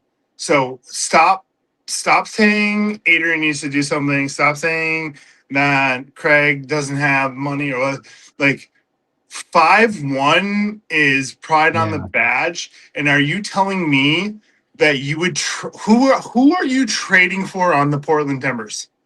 Who are you trading for? Low key, Kevin Kelsey. Yeah, but yeah, Kevin no, Kelsey, point that's taken. about it. Point taken. Yeah, like nah, not many people. But like, you're correct. Their roster is not good, and it's not as good as Seattle's. They wanted it, like, to your point, they wanted it expeditiously more. Like, there is not even an amount that you could say that they want it more. We said it's like their Super Bowl every time. We say that like derisively, but like that's honestly like a compliment to them. Yeah. That's how it should be. That's how Seattle should be taking it, and they don't. I know, but like then going on your guys' point, like, I mean, where's the Aussie who's gonna like put in the fucking cheap tackle or like make it feisty and being too polite or whatever? But I don't know, like I want to like really highlight this thing where I'm saying, like, guys, like you can get mad at Craig and you can get mad at Adrian all you want, but like tonight had nothing to do with them. Yeah, that's such a good point to bring up, because like blaming Craig and Adrian for everything implies that it's like, oh, the roster's not good enough. That's not what was happening. Like this was like a mentality issue. And so like all the stuff we've been talking about with the DPs is correct in the broader picture, but that's not why they got 5-1. No. And we have so many could be DPs or maybe just under the bar DPs, like Ferreira, like he's not DP yet, but like the writing is on the wall, right? Like he's kind of up there. But like Jordan, like you're a DP, but you're kind of underperforming. Like we float that line. We've done all these like math equations, Moneyball, whatever the fuck you want to say. We're a better team. So don't say that the front office isn't doing shit, and they're putting the money. Nobody sees the money is going into the academy. The money is going into producing and finding and giving these kids a chance. And right now we're in the fucking lull of the kids that we're giving a chance. Yeah, maybe they're not there, but they have worked their way to get the chance, and that is what the Sounders are. They give them the chance to go. That is why Peter Kingston is fucking playing. Lopez is fucking playing. Now we don't have Kim He wasn't even like, I don't know what fucking happened with Kim, but like he just stepped on a twig too hard or something. I don't know. Yeah, but we're giving the kids a chance, and that has always been our DNA. And right now, our crapshoot isn't fucking landing, and that's fine. But like we've been producing, and that's where we're putting our money. So like, don't tell me that the ownership isn't paying money. They're not trying to invest in the future. They're putting money into long anchors. They're putting money into the academy. They're putting money into the GA kids. And we all want to like crap on them because the first team fucking is underperforming. I think it's a two things can be true. I agree with you. I think the hard part as a fan is that I really I can appreciate the business side of things, and I know very deeply a lot of people who are working on the academy, and I appreciate all that. But it's like, I'm not a fan of the Sounders because I want them to make money. And have some robust ecosystem of player development. I'm a fan of the Sounders because I want to watch entertaining soccer. And if you're winning, trophies. You absolutely need that aspect of the healthy academy and investing in that. But if you're just going to go Moneyball, you're not going to win those big games. You're not going to be competitive for those trophies. You're going to be middle tier, and you're going to sell some players to some big clubs. You're going to win some trophies every once in a while, maybe. But I want to watch some exciting soccer. I want to see the players that maybe were their step from MLS to a bigger league, that's great, but like they're still incredibly talented. Or a player like Nico Ladero or Raul Ruiz, who were kind of at the top of their game in their respective leagues, but they're maybe those leagues are under or on par with MLS. Even Albert Rusnak in his day when he came over from the Eredivisie to Real Salt Lake, like that, I mean, that's a pretty good transfer, things like that. So I think like two things can maybe be true. Like I appreciate your perspective, and I think that it is true that like to say that it is only on ownership and not spending, that is an oversimplification. But additionally, like that does play a role. And it's like, I think as fans, people definitely hyperfixate on that stuff because it's like, I don't give a fuck if you're making money or you're building a training facility because you want to inevitably be worth $1 billion, or that you want to move the team to Renton and build a stadium because that's the only way your valuation of your team goes up. It's like, no, man, I want to watch fun wins and beat the shit out of the Portland Timbers. So it's hard. Like, I think you're right in a lot of your aspects, though. Can we gotta get the whole panel? Can I was like, I got one more hot take. I Yeah, got a you get Scorcher, yours but and I then want to we'll- see what you guys feel. Yeah. Good. Oh shit. Mostly I feel like at the first quote unquote half of the season, I was roasting them for not coming out of the gate with any sort of fire or intensity or urgency. And tonight they did for the first 5 minutes. And then I was like, oh no. It's interesting because the start of the game was actually pretty good. Yeah. It was. They came It out and really was. they were on top of Portland. Portland was leaving space in behind. They had the goal get cleared off the line. Like they actually looked like I had no worries about it. And then it just fell apart so bad. But yeah, it's weird. I was hoping it would bring us like the offsides goal, like would bring us momentum, but it felt like it just kind of fizzled, and yeah, that was rough. Yeah, for sure. But my particular take, and you guys have actually talked about this basically through the whole discussion here, is it to me personally, it just feels like Moneyball, right? Now, don't get me wrong. You know, you want to get the kids out there. You really want to give them time and all that stuff. But I'm just concerned that what the Sounders may potentially be becoming is essentially something that's kind of similar to what, I don't know, how some other teams work in some other sports where they kind of just, you know, they have a decent academy, they train up people a certain way or whatever way it is, I don't know. And then, you know, they basically create products and then they just sell them because that's just how they want to make money. And I think while, you know, in some cases that can create for a period of time, maybe some exciting games that may show up from time to time, you just end up being a feeder for a bunch of other teams. And I don't like the idea of that essentially being kind of a goal for a team that's basically gone through and accomplished so much over the past, decade or so.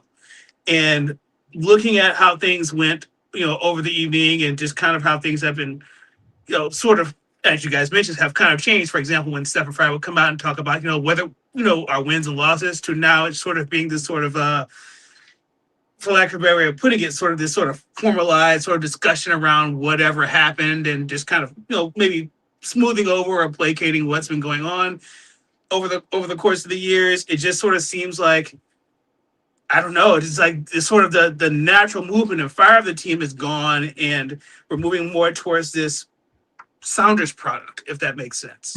I think somehow in line with the what Nat was saying about the badge and like this corporatization of this thing that was so ingrained in winning and like being first in the community and less so about building a product. And like, Right. I think that that's so true. And I like feel that so deeply. And that's not to say that like it's all bad to be a product at sometimes. It's just that like when you are off balance, you feel it so heavily. And we are so off balance right now. Yeah, it's rough right now. It does not look good. No. Go for it. Give us your Bring us screaming home. hot Bring us take. home. Yeah, bring us home. All right, this is my scorcher for the night. We don't need a 9. We need an 8. Yeah.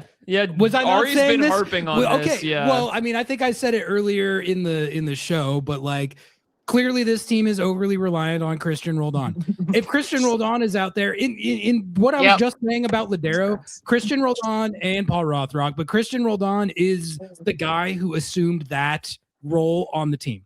That is like, is he an 8? does. I disagree. He's not an 8. But what I'm saying is like is he a 6? Is he an 8? He's a 6 though. He is a 6. personality- He's a 6. He's a 6 that highlights the 8, which is why Snyder can go forward, which is why Obed could go forward, because they could all have the aggression and do it because he would clean it up. And when we had Ozzy and we had a solid 6, and I'm the reason I say we need an 8 is because I think Christian is a 6. Right.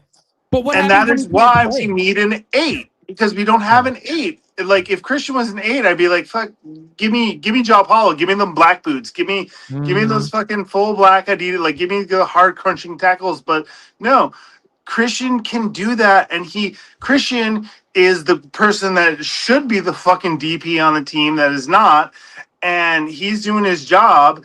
And 6s are never respected in this league, but like when he was gone, and like I like Dotson. I'm actually have like roots back home in Minnesota, so I always follow them too. And I was so happy when he came back to Seattle, and like they can all do jobs, but like you know who impressed? Sorry, I'm gonna go on a different tangent, but it made sense. You know what impressed me tonight? Fucking Osaze. When Osaze came in, he was so strong on the ball. He made plays. We have 9s. I'm losing faith in Jordan, but I still believe in Jordan. Musovsky has, if he gets the right service and he has the fucking, he's not going to be the A player, but he's the B+ player that you need. And Osaze is like doing it. Like we don't need to buy a fucking another 9. We need a fucking 8. No, you need more bite, you need more physicality, you need more swag, you need more energy, you need more attitude. You can go buy a 9, that'll probably help. But if like, I don't know, man, like Musovsky put him away. Osaze can put him away. Jordan can fucking put him away. Rothrock worked his ass off tonight. Player of the match. Fucking, he can put him away. Like, kossa-rienzi coming in from the deep. We lost the game in the fucking midfield. Novel concept.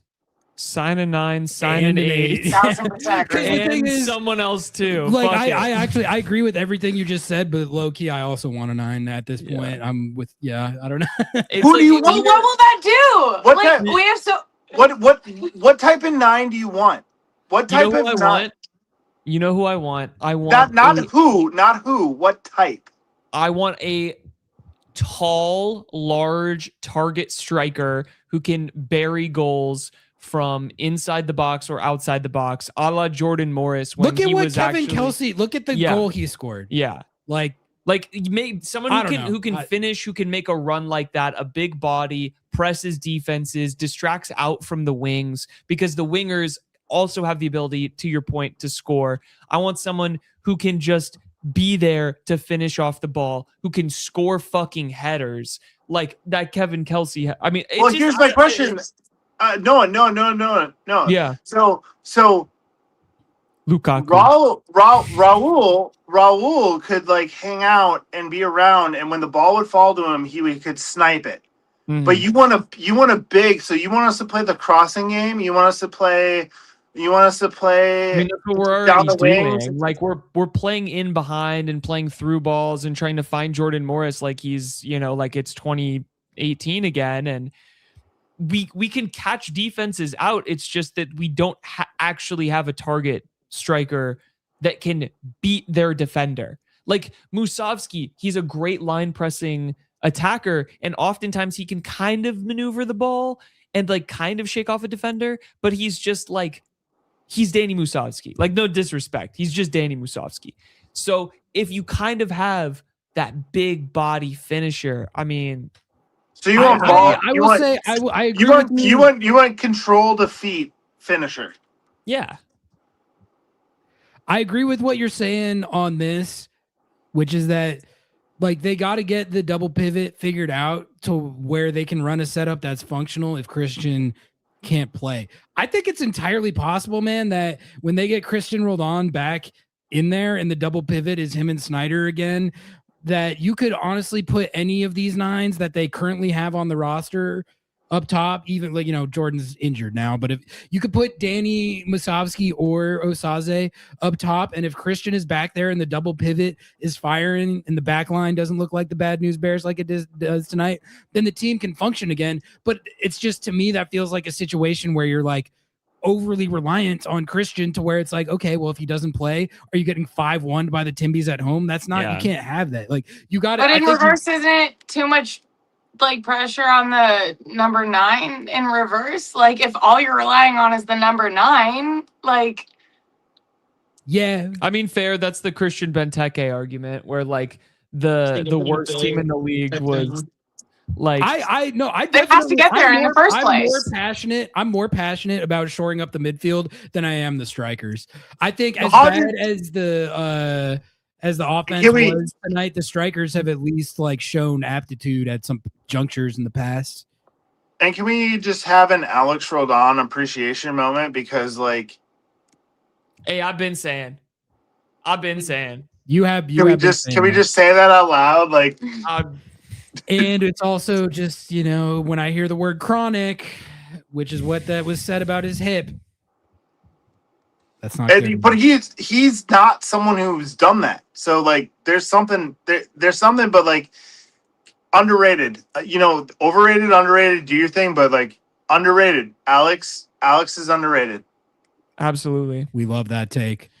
All right. Well, we appreciate the trio of you tapping in. You're the last ones for the night, so thank you for bringing us home. We've been streaming for 2 hours and 45 minutes, so we're gonna call. Yeah, it. and if you're here and you haven't liked and subscribed, support Lobbing, Scorchers, support Sounder and Art, coffee, whatever, Hakes and Ferments, hot sauce, podcast. Oh, we should go put some hot sauce on right now. We got that It's shit. about to be 1 o'clock in the morning. That's where we're at. But hey, appreciate you guys. Call in as the trio for the next one as well. We want all 3 in.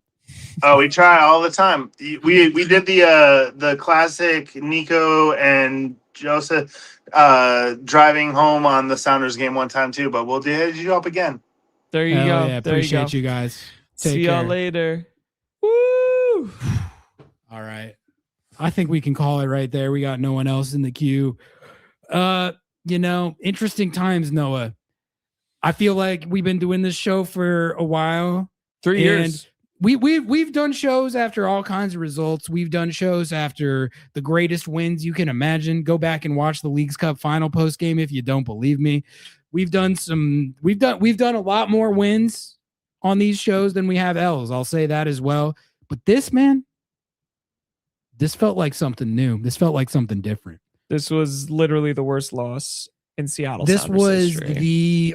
if not the worst loss in Seattle Sounders history, one of the top 2 or 3. Like, I don't think there's any question about it. And I think after an L like that, you know, you can be questioning a lot of things. But one thing I know is that like where things go from here is going to be as interesting as anything you and I have ever covered.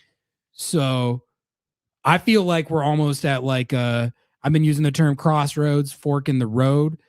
But where things go from here, it's going to be very, like, I have no idea where the future lays after this. And I don't think it's hyperbolic or overstating it or being melodramatic to say after a loss like that. Those are the types of conversations that have to be had. And if they go out and they whoop Austin's ass next week and they look better and they get on a good run of form, we can look back on this in a few weeks and be like, man, that was a crazy outlier, wasn't it? But right now, we don't know that.